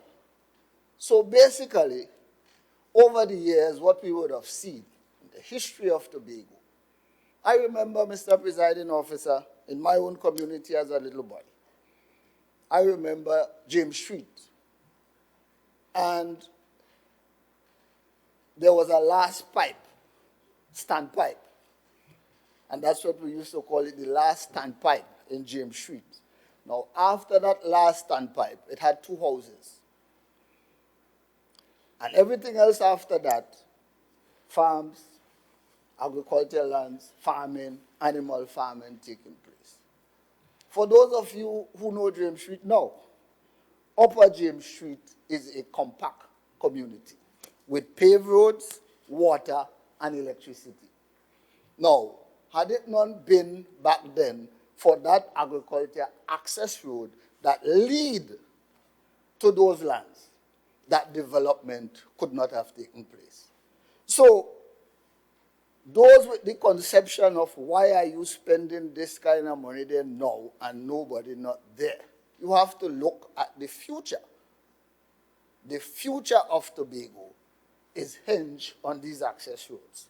For example, when an individual come and make a request, say, Mr. Spencer, my family have 25 acres of land in this area, and there is no, the access road to go there, there's no way we could drive and go there. We cannot even walk and go there. Now, a number of people are happy because we are making inroads into these areas where citizens of Tobago have access to land, but yet they have applications by Mr. Jacob in the housing sector for a THA house.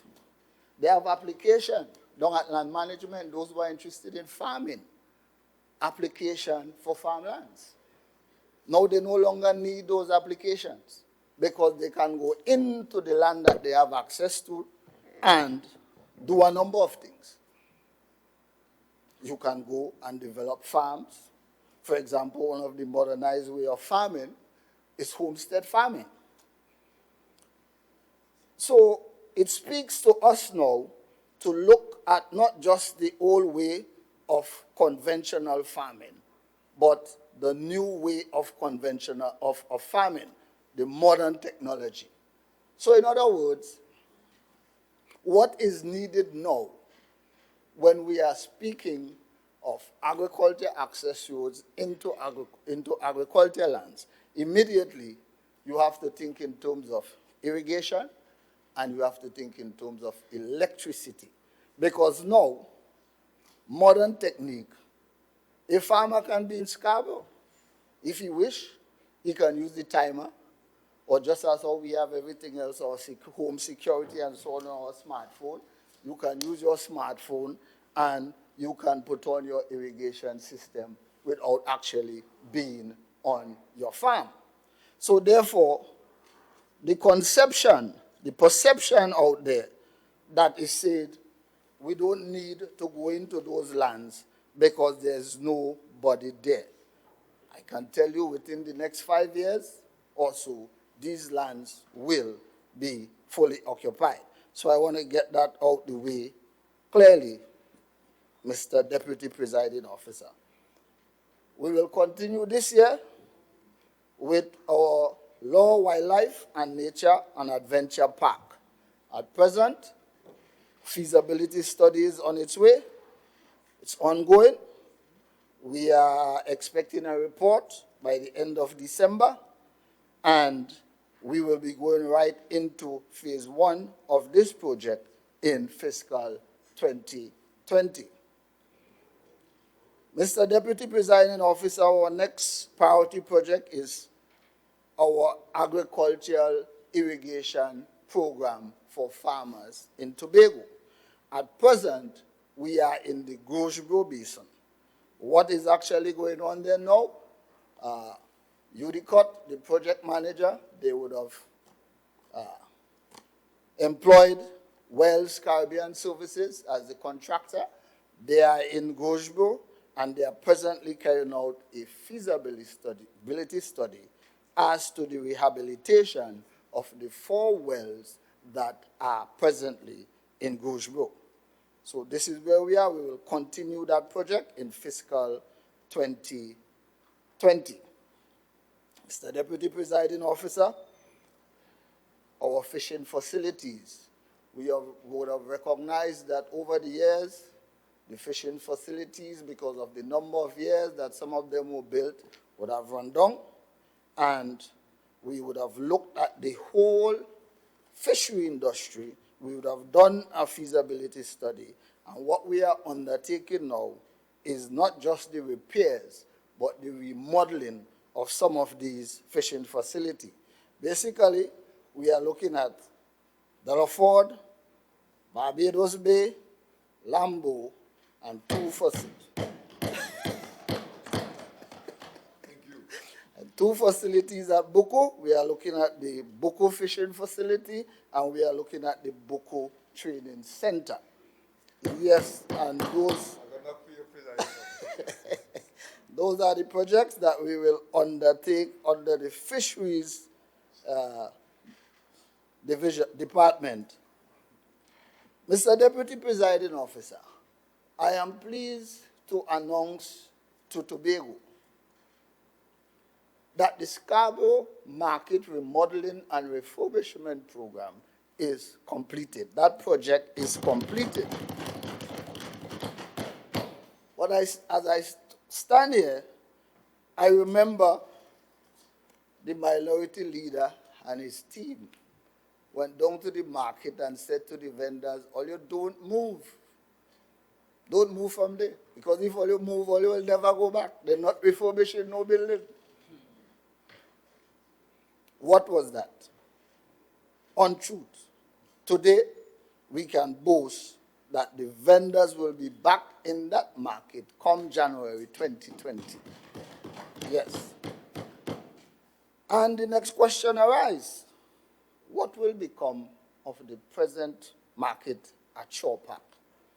Mr. Deputy Presiding Officer, Tobago is in need of a farmers' wholesale market. And that facility will be Tobago's first farmers' wholesale market.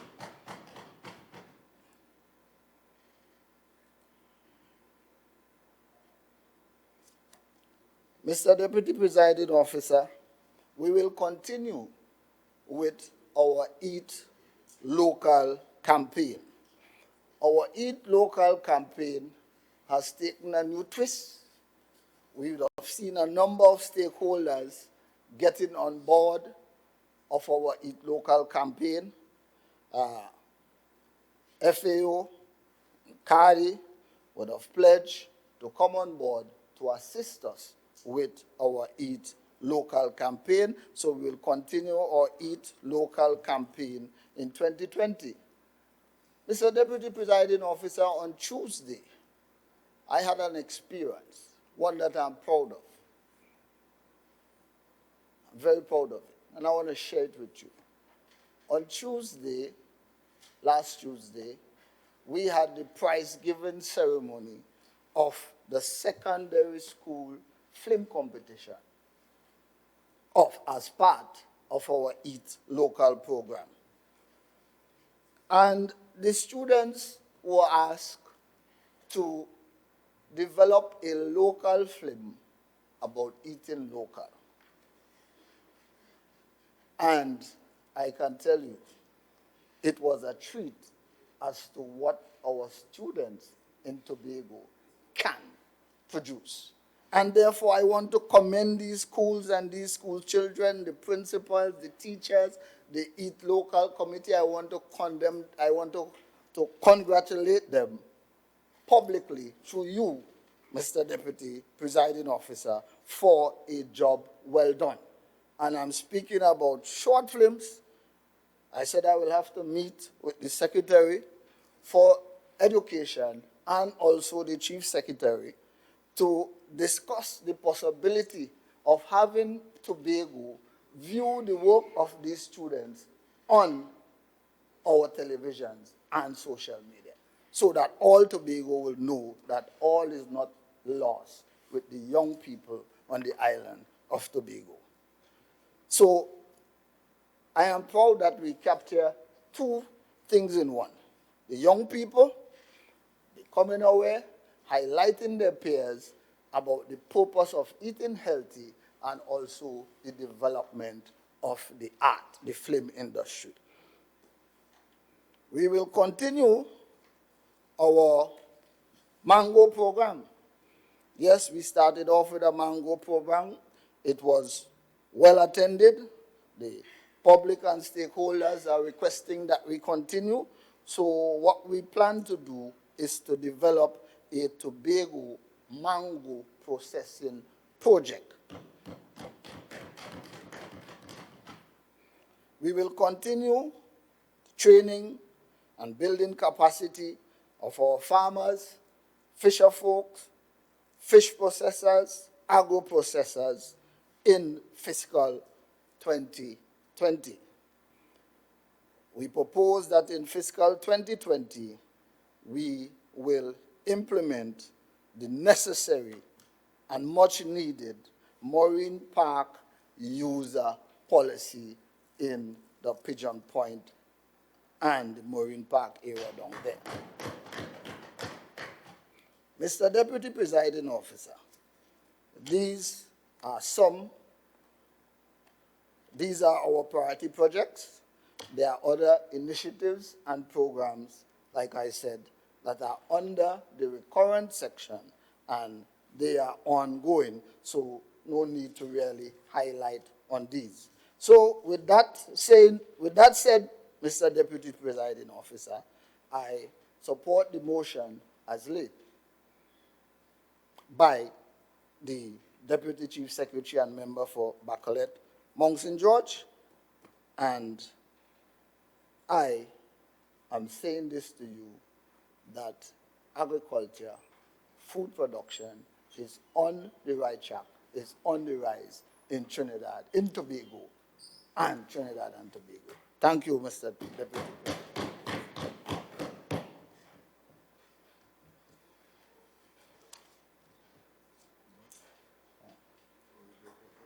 Member for Palatovia, Lansame, Speyside.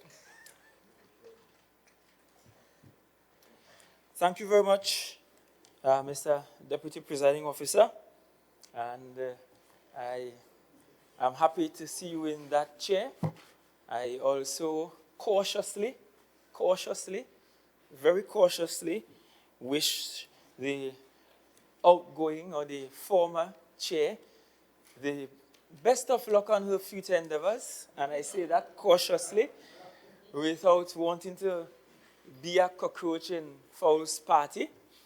And I want to wish you the very best in your stint there. Maybe that seat might be a sign of things to come for you. I don't know. And I will admit I prefer you there than here. So I am happy that you are there. To my colleagues, I wish to say thanks for this opportunity to be in this debate. I want to start by thanking the Secretary of Finance for his motion. And as the minority leader suggested, I want to echo that this year, Mr. Secretary, or this year, Member for Bacolet, Mount St. George, we have seen, albeit minor, some improvements in your presentation to the House for this November sitting. Improvements in terms of the fact that you were a lot clearer this year than in some previous years with what your intent is with regards to what we now have to spend.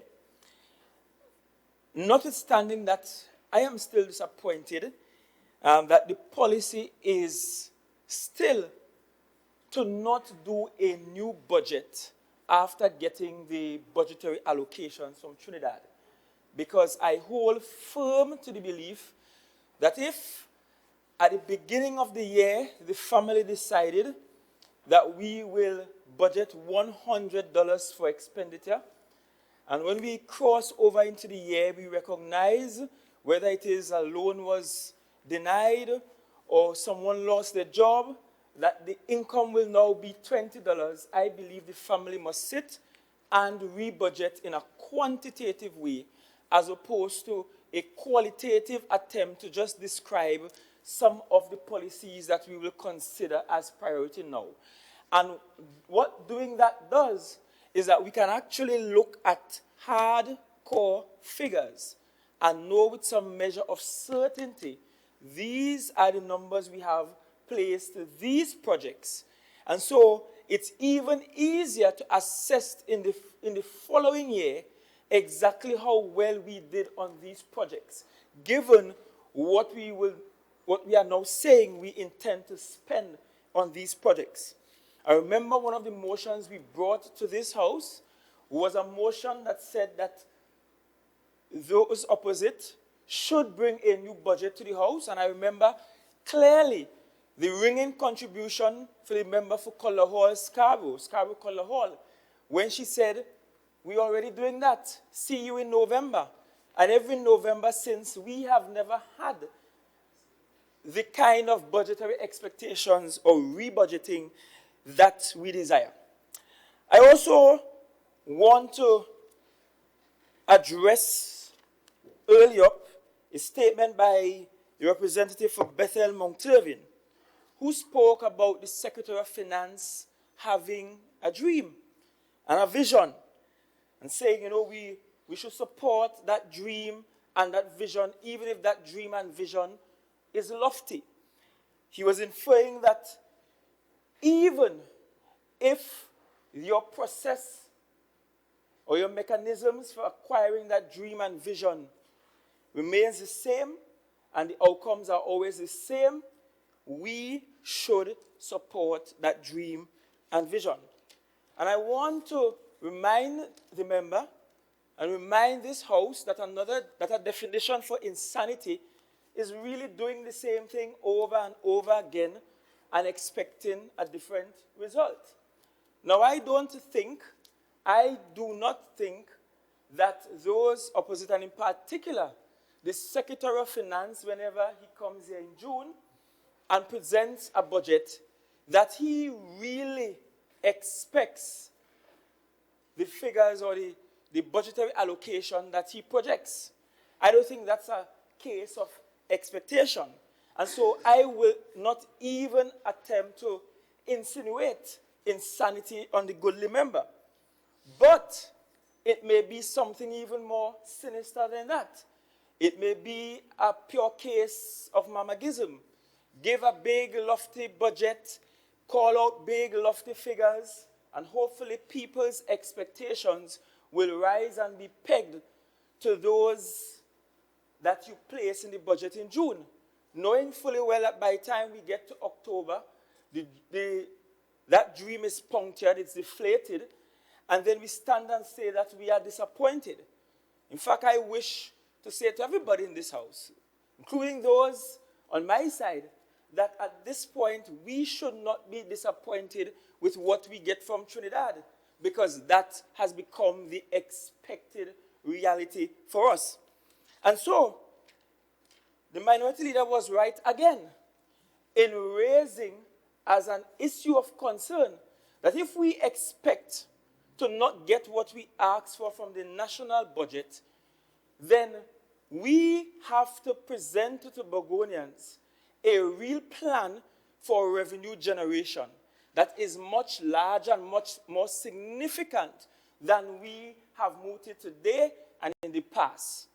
Because if we believe that we need $3 to $4 billion to run this island, and that's what we budget based on a real need, and we expect to get significantly less than that, in fact, somewhere in the region of 1 point something billion, then we must say to Tobagonians, well, okay, the source that is the National Treasury will only give us that 4.03% of the national budget.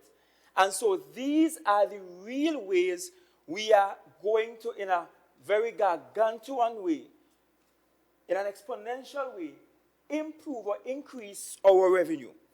And that was sort of missing even in our discussions today. When we look at the estimates of revenues, and the minority leader read some of them verbatim, and some there are zeros and so on, it says to me that we have had this template for years, and every year we just plug in some figures to it, come call the figures here, send it down to Trinidad, and hope for the best. That's not how we're going to get the revenues that we need. It's not going to drop from the sky in some magical way. We have to work for it, and we have to invest for it. We have to invest for it. And yes, the state, the government, the THA, this corporate body can do investments too, and should do investments, and should see all of its expenditures as investments. That way, we will be looking at what and how much can we earn from these investments. And knowing fully well that I will sound like a broken record, while appreciating the profits that are being touted for Studley Park, there are several other state enterprises that we have not gotten in a very long time audited statements from. And so we can't say with any certainty whether these enterprises, whether they are really worth the investment and worth the taxpayers' monies that we put into them. And those opposite know those companies. I don't need to call Cassava Company or Capital of Paradise, because they have been well beaten backward and forward. And so if you're saying to Tobagonians, we expect only this amount from the National Treasury, we also should be saying to Tobagonians that these state enterprises within our remit are profitable, and they are profitable to this regard. And in order to show that, they have to be audited, and they have to be presented even in the revenue statements that we get annually. We must also look at the fact that there are several agencies and departments, and yes, even divisions of the THA that are underperforming insofar as revenue generation. I know the minority leader said that he was proud with Kendall Farm School. Unlike him, I am not proud with Kendall Farm School. I am not proud with Louis Dawn Nursery. In fact, recently I encountered some workers there, and they're complaining. We have to put our hands in our own pockets, they said. We have to buy seeds and sow the seeds to then sell the seedlings back to people, because something as basic as that we are not getting. And so how can we begin to talk increasing the revenue when we have state agencies like that which is located at Louisdor performing at an extremely mediocre level? Kendall Farm School, another one, the Botanical Gardens. And I need to pause a bit on Tractor Pool, because I encountered some young men from Lambo, and they complained bitterly that a year ago they went to Tractor Pool and paid to have their lands plowed a year ago. And a year later, they were still waiting on Tractor Pool to come to plow their lands. And I thought, well, this must be an anomaly. This can't be regular, this can't be normal.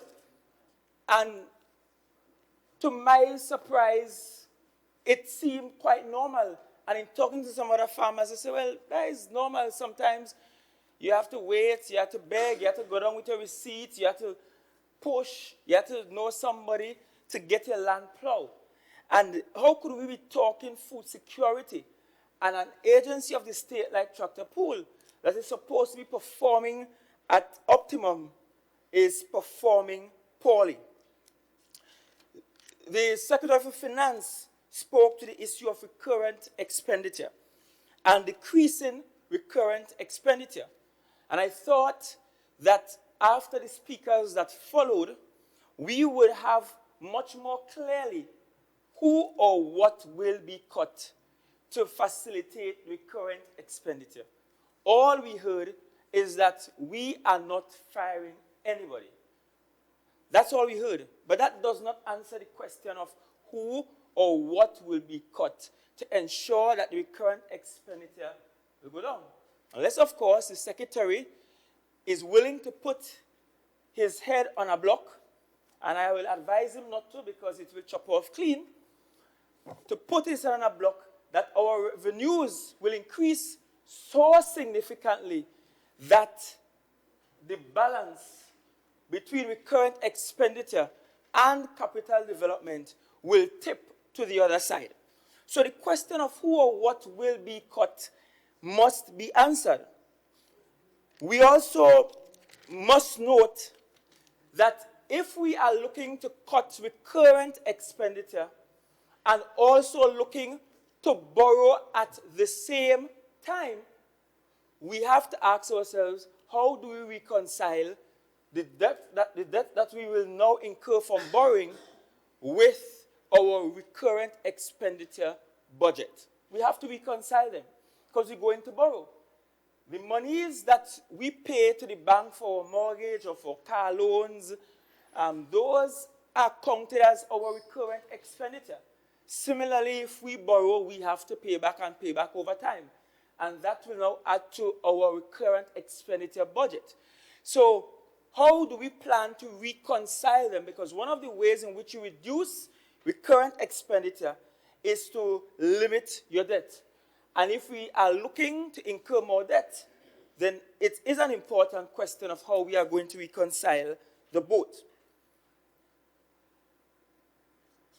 I must take this opportunity to respond pointedly to some things I heard.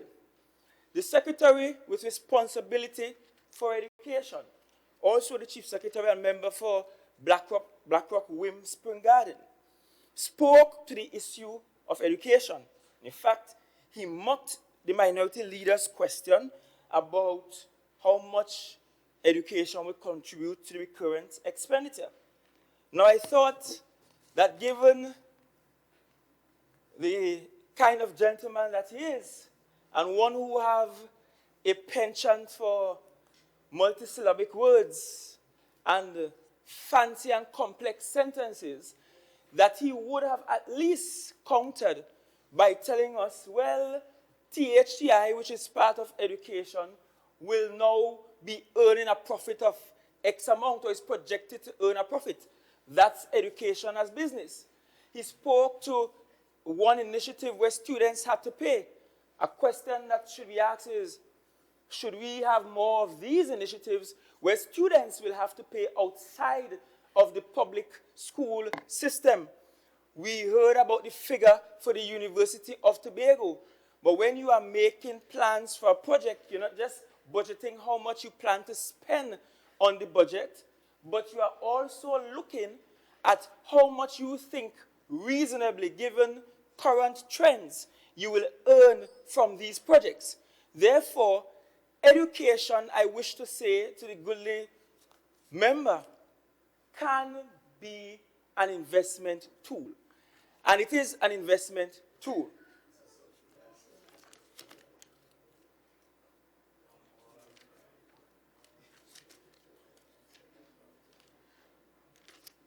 We also need to look in this house at how we provide contracts on the island.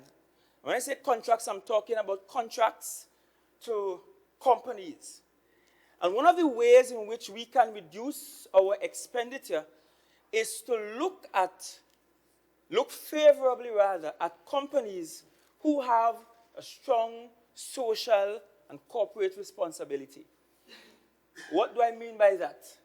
We need to begin considering whether it's worth our while to put as a requirement for those seeking contracts from the state the need for them to contribute to NGOs and CBOs and schools and faith-based organizations and so on, so that they are forced into some corporate responsibility, that they are forced into giving back.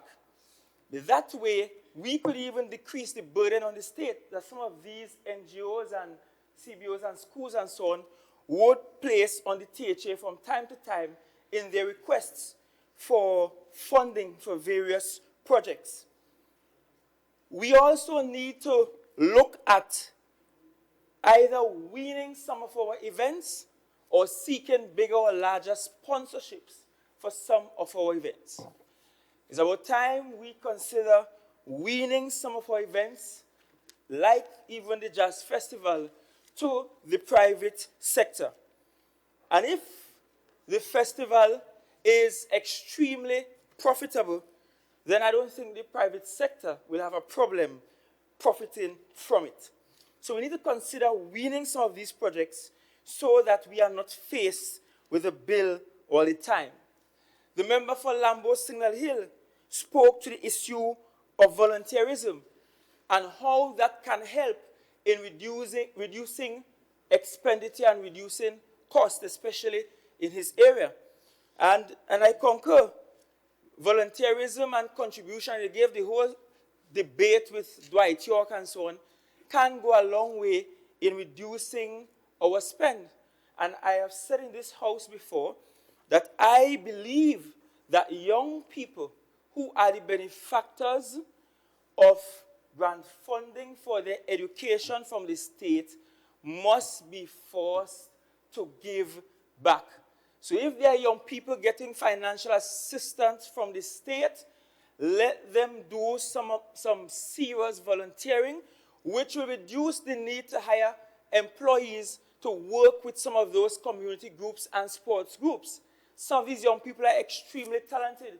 Some are going to universities all over the world and becoming leaders and being great in foreign countries. But we have to ensure that if we are giving them grant funding, they must contribute back to the kitty here in Tobago.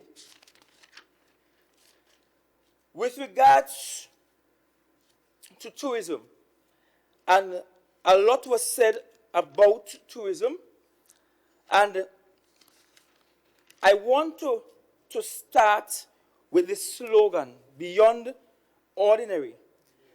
Going beyond ordinary. Well, it was raised by your leader, and so I will respond to it. It's amazing that some of us are comfortable going beyond ordinary in a world where people are going beyond extraordinary.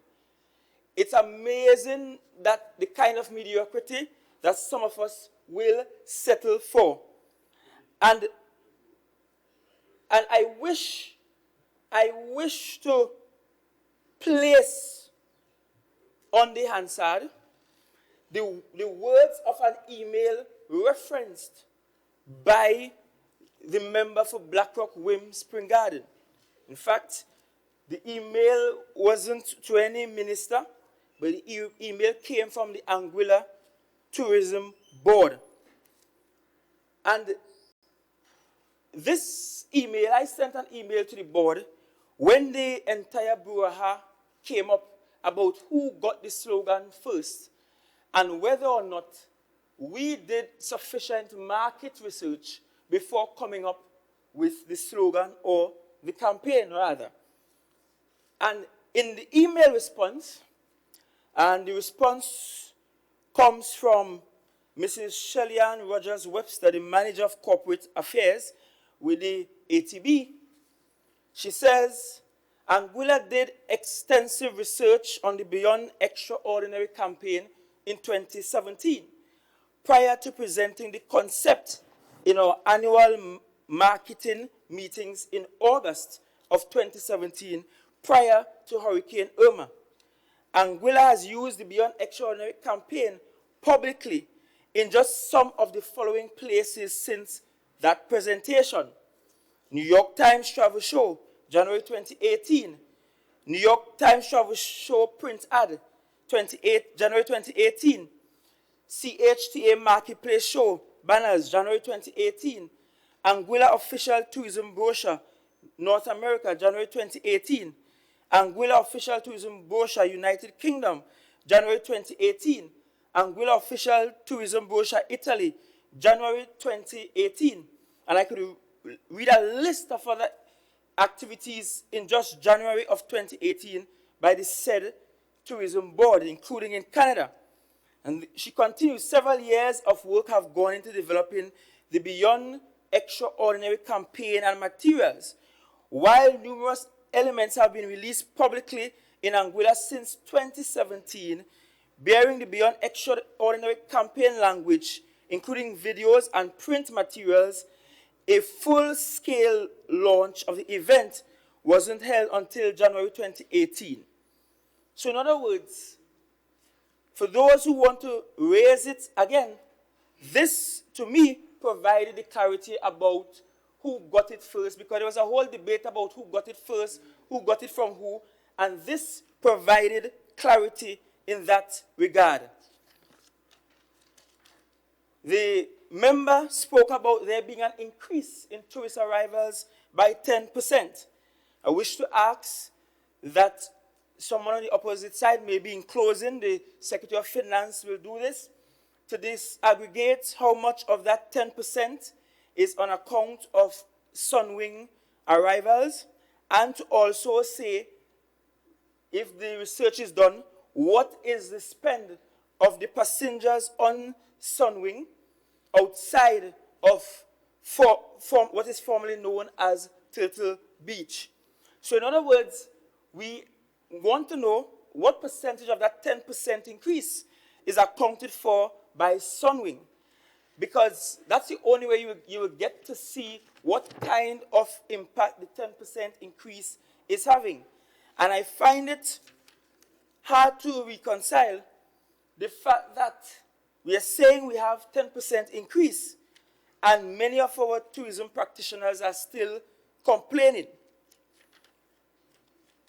To the Secretary of Agriculture and the member for Goodwood Belgarden West,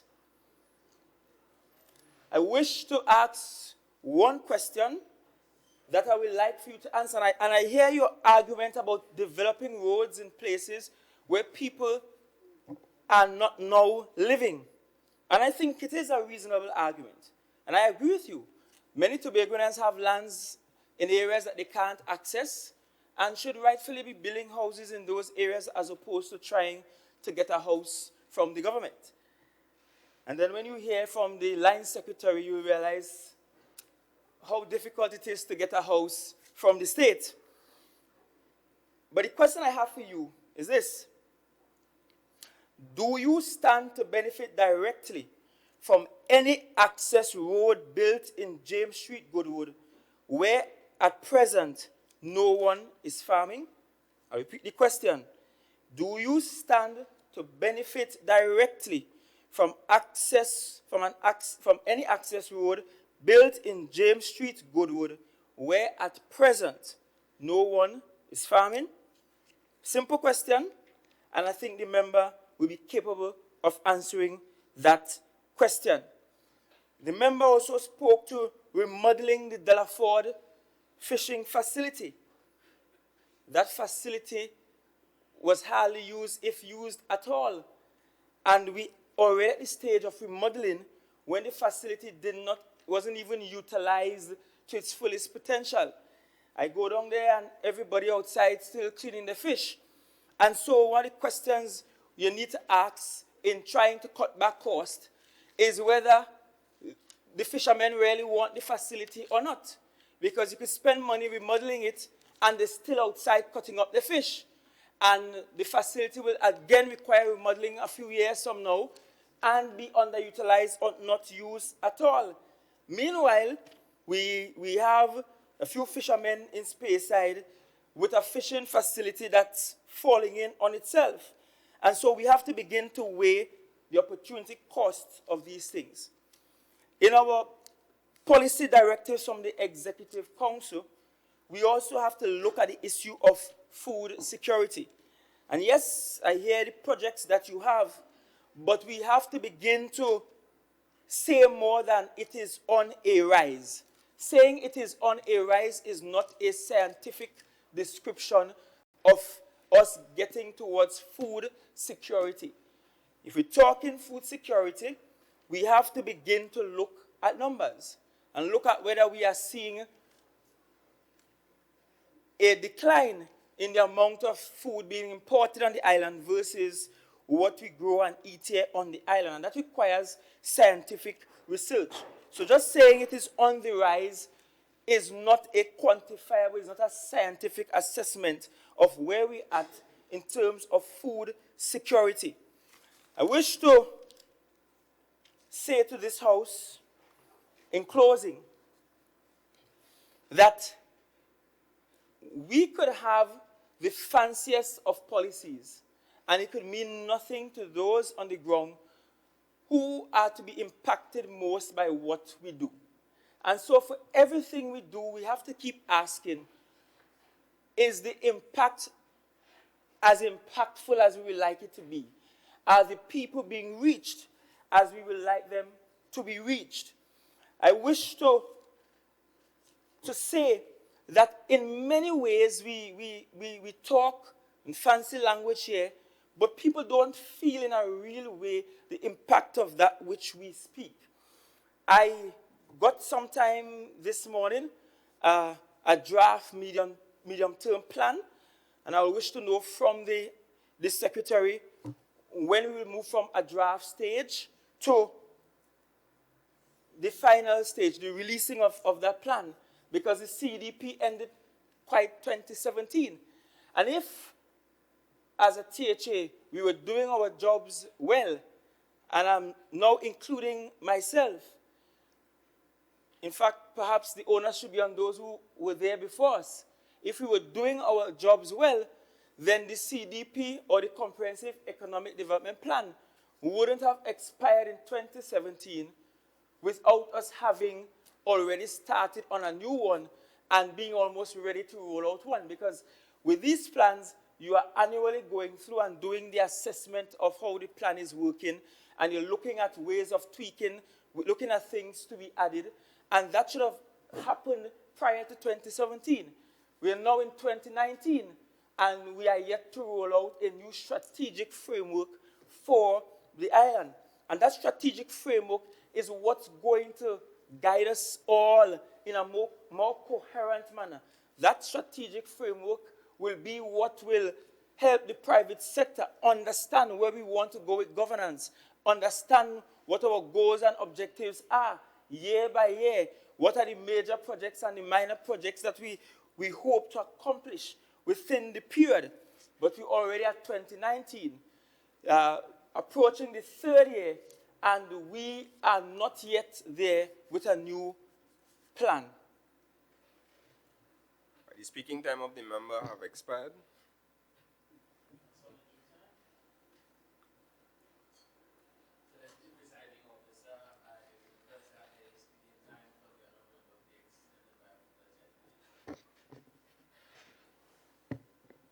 Members, the question is that the speaking time for the member be extended by a further 10 minutes. Those in favor say aye. Aye. Any against? Member, continue. I thank you, member, for being as magnanimous as your favorite word is. So, Mr. Peter joining you today, but don't worry, I don't need all the time. That's the extra time. I just wanted to wrap this up in a nutshell by saying that there is a responsibility for the state, and I spoke a lot to the responsibilities of the state in carrying us forward and in treating with the challenges we have in terms of revenues. But I wish, and I am making it a habit now, to speak to those who are not part of this nondescript organization called the THA. Because everybody tends to say, well, the assembly, the assembly, the assembly, the assembly. But there is also a responsibility for those who are not in this house, for those who are not in the assembly. And more so, there is a responsibility for those who are employees of the THA who don't see themselves as the assembly, but see themselves as just a worker. You too are the assembly. And so, none of these policies, none of these ideas, none of these projections will ever make sense if you are not part and parcel of treating with the realities that we have before us. If you don't bring yourself to an understanding that some things just have to give. But I also wish to say to those in the Executive Council, communication, communication, communication will be the key in getting the support you need from the larger public in endorsing some of your policies, especially where it requires cutting back on the current expenditure. Keep communicating with people. And to the member for Blackrock Wim Spring Garden, he left before I got a chance to throw a quip at him. And he did spend quite a time speaking about a comedian and a joker and so on. And I just want to say to him that I wish that come January next year, he will be able to laugh and that he will actually have the last laugh. Because who has the last laugh laughs best. And that's important. A word to the wise is sufficient. Thank you, Deputy Presiding Officer.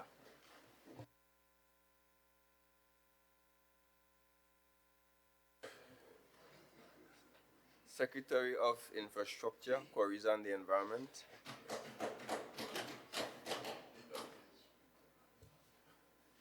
Thank you, Mr. Deputy Presiding Officer. And let me join with the other members in wishing you well as you conduct the affairs as bestowed upon you sitting in that chair. I would have noted that the member for Palativier Lansme Speyside would have admitted to his joy that you're no longer on the floor to contribute, to add to the debate. So I'll have to do my best to make up, to double up as the case might be. And you know, growing up, my grandmother used to say all types of things to me when I went to a home in Mariah, in Highlands Road. And one of the things she said that just jumped out to me when I listened to the member for Palativier speaking is when you lie with dog, you're bound to get fleas. And the member for Palativier, Lance Smith Speyside, is a good friend of mine from a long time ago. We went to bishops together and so on. Take away the difference in years between us. But more and more when I listen to him, he sounds more and more like his leader, or his pseudo-leader. I don't know which one it is. Because they have tried to convince the Tobago people that all of a sudden we live in the United States of America, where you now run for an executive position. As far as I'm aware, there has been no change in how we conduct our electoral affairs in Trinidad and Tobago. You are first elected as a representative, and then you come to this horseshoe to then be elected as a chief secretary. So we are seeing where we're trying to peddle foolishness, and he always loves to say you're playing smart with foolishness. Where you're playing smart with foolishness with the sensitivities of Tobago people. And the minority leader, or whatever he wants to be, whether it's chief secretary today or prime minister tomorrow, pope next week, continues to speak of things that clearly he doesn't know. And it reminds me of another saying that my grandmother would say, when you know nothing about Mr. Yard and the cloth, it's better that you hush your mouth and be thought of as a fool than to open your mouth and remove all doubt. Mr. Deputy Presiding Officer, what I heard from the minority today is nothing short of drivel, and I'm not going to go to Dr. Google to find any other synonym. Because it's clear that the minority still has no clue. And it's painful to listen to be quite honest, Mr. Deputy Presiding Officer. And it reminded me of the first time I got a real back pain. And I will share this story very quickly. My parents, both teachers, meager salaries at the point in time. My father was encouraged to invest in land by his father in Mariah as well. And he said, you know what, we were renting growing up, let's build a house. And I always remember that we had to cut down this massive mango tree that we had on the house. It was an ice cream and Graham drafted mango, Mr. Deputy Presiding Officer.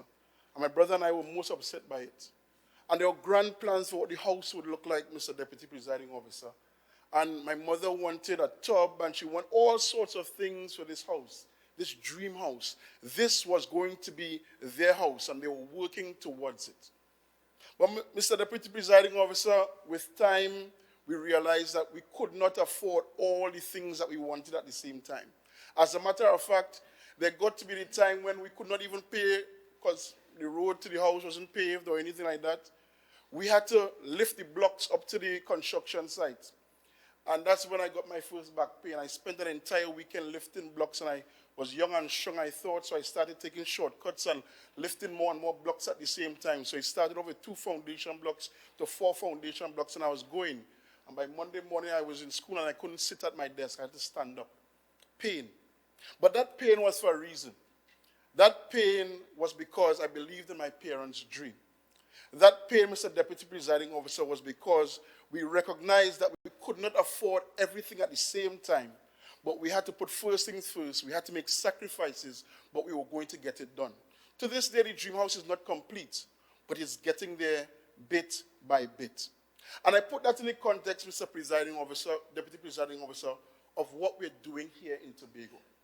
And we speak about the fact that we come here year after year, and it might be insanity, that we're doing the same things different, and I expect different results, but I'm saying it's part of the process, and we're closer to realizing the dream.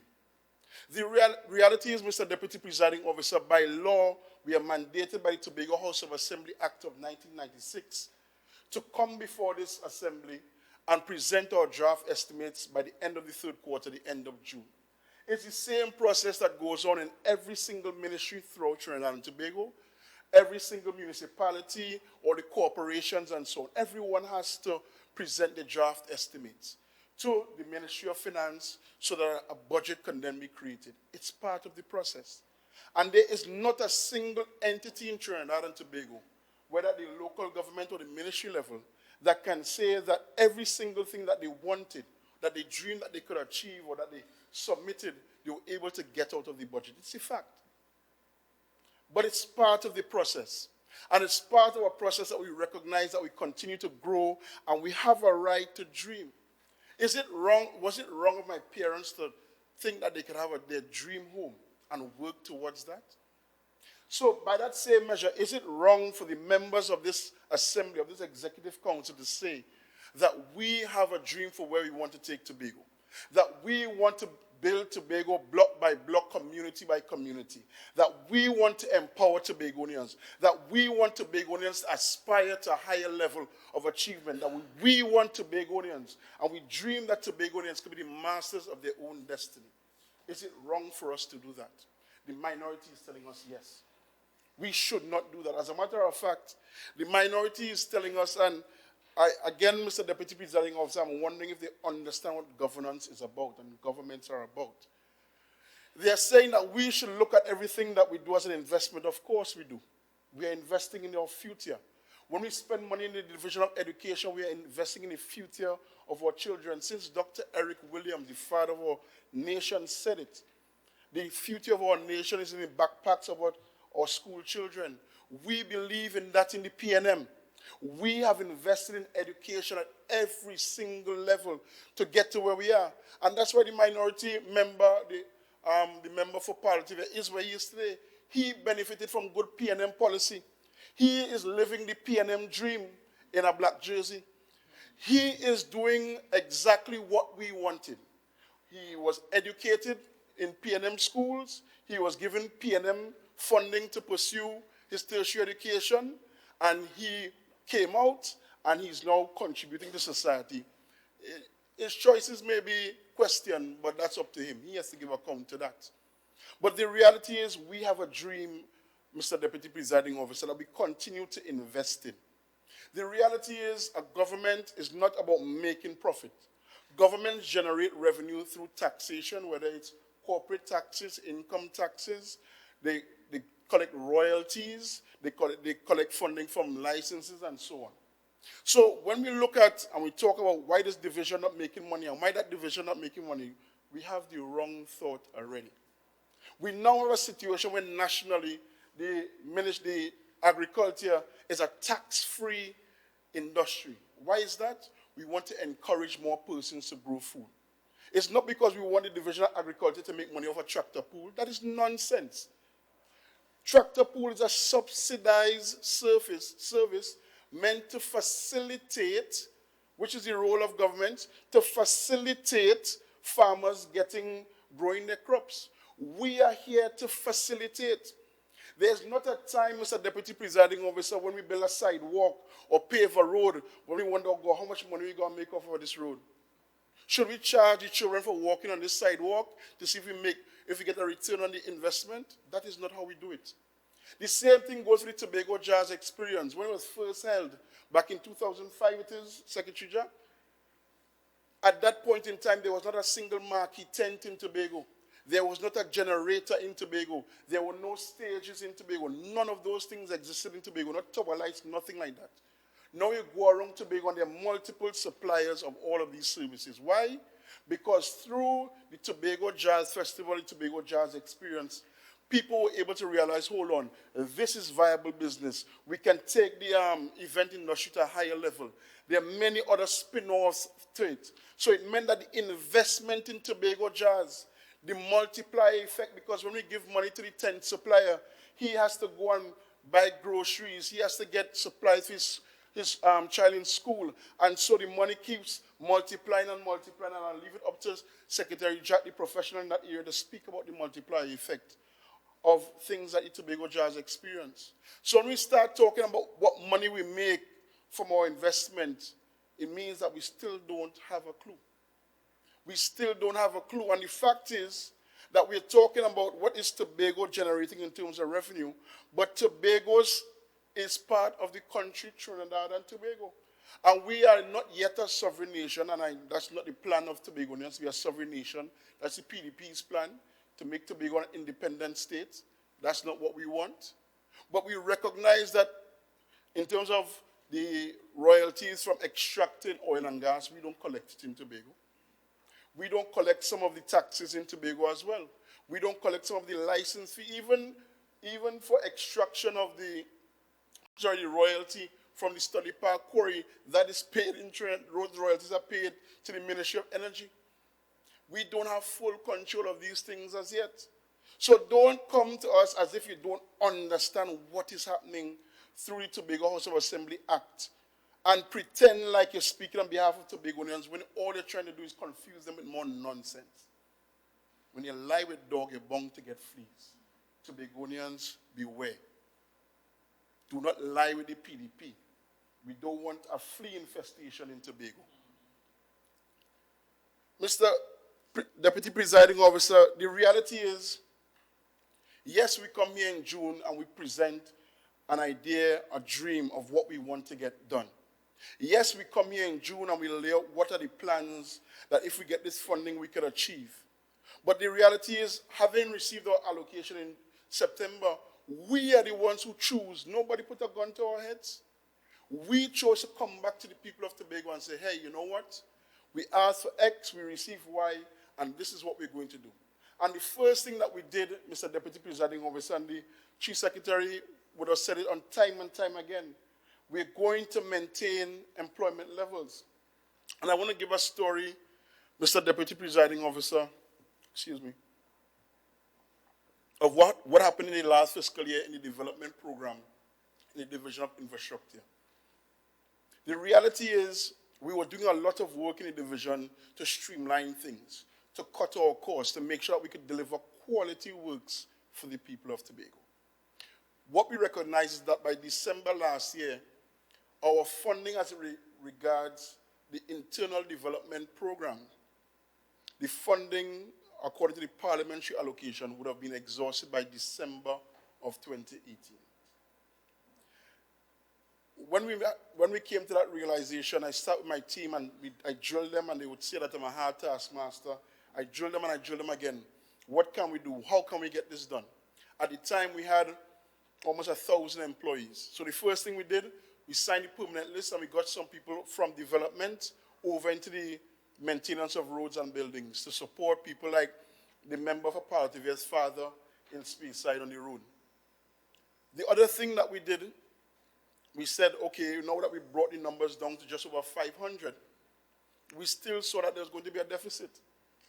And truth be told, we engaged the union because we had built up a good rapport with the union, because the union worked with us when we rejuvenated the Study Park Enterprise Limited and so on. And we said, you know what, the solution came up that maybe we need to cut the days that some people work to 5 days per fortnight and other people to 8 days per fortnight. And when I was sufficiently convinced that we had the numbers correct, I called in the president of the union. And the leader of the union, a great man that he is, and an experienced man that he is, he says, I understand the plight, Mr. Deputy Presiding Officer. Imagine a union leader saying to a politician, I understand the plight, but I'm unwilling to accept for my workers anything where people are working for 5 days a fortnight, Mr. Deputy Presiding Officer. We said, all right, we'll rework the numbers, and we worked it to where some people work 8 days per fortnight. And I remember for the follow-up meeting with the union, I did not sleep a single wink that night, because I was fearful that the union would agree and we would have to cut, and I'll have to be the one to deliver news that we were going to cut workers' pay basically by 20%. And I remember saying to the Chief Secretary, well, I'm going to have this meeting with the union, and this is, these are the things we're looking at. He said, you know what, I'll come to the meeting. At the time when he got to the meeting the next day, he got up there a bit late, and he looked at the proposal. Again, we were in intense discussion, Mr. Deputy Presiding Officer, with the union. And he took one look at the proposal that I gave to him, and he closed the folder and set it aside. And he said, this is our very last option. We will find the money. We will find the money. The records will show, Mr. Deputy Presiding Officer, that not one single development worker was sent home, that not one single development worker was short paid, not one single development worker went without receiving their salary on time. The records will show as well, Mr. Deputy Presiding Officer, that we still have our workforce and we have them operating now. And I'm sure when the member for Palativier is on his way home, if he's going to Speyside today, he would see that the workers are working assiduously at Pembroke, because we have committed to delivering quality works for the people of Tobago. And we recognize that as an assembly, we have hard choices to make. And I'm saying, Mr. Deputy Presiding Officer, we are willing to make them. We are willing to ensure that first and foremost, we keep people employed. because it's costing us in excess of almost $4 million per month to keep development workers employed. But according to the minority, we might as well send them home and do something else. But what we are doing, and I just want to say quickly as I move into my division, is recognizing that we have to deliver quality works for the people of Tobago, Mr. Deputy Presiding Officer. In the URP program, for example, we would have made several changes. And those changes would have realized several things. The first thing we did was to rebrand the program useful, relevant, and productive. And what has that done? We have changed the mindset of workers, which is the hardest thing to do. We are beginning to change the mindset of workers. We moved from a scenario where there were no construction projects completed to currently there are over 113 construction projects carded to be done or already done. We've already completed 63 construction projects since February of 2018. In record time, the workers are delivering quality works for the people of Tobago. And this is from ramps for the elderly, for the differently able, self-help, retaining walls, and so on. And beyond that, Mr. Deputy Presiding Officer, we ramped up what we're doing in agriculture as well. In Roxbury, we planted acres of pawpaw. Over almost 800 pawpaw trees were planted with the mindset that we're going to export pawpaw. We would have contributed over or close to $300,000 in terms of revenue from our revenue units in URP to at the end of the last fiscal. And not because URP wants to generate revenue per se, but because we want the workers, Mr. Deputy Presiding Officer, to realize that there are opportunities. In the furniture workshop in URP, we would have encouraged the workers, okay, we're looking at caskets now, you all can do caskets really well. Why not take this business on your own? And now they are looking at developing a cooperative of their own so that they can go out and they can build caskets and supply funeral homes. And this is what... Members, it is now 4:30. At this time, I'm going to suspend the sitting for half an hour and we resume exactly at 5 p.m. Let me also say that at the beginning of today's sitting and also on the resumption after the lunch break, a quorum was not available. And therefore, I'm asking members to please observe the time so that when we resume at 5 p.m., we'll have a quorum so that we can conduct the business of the people in a timely manner.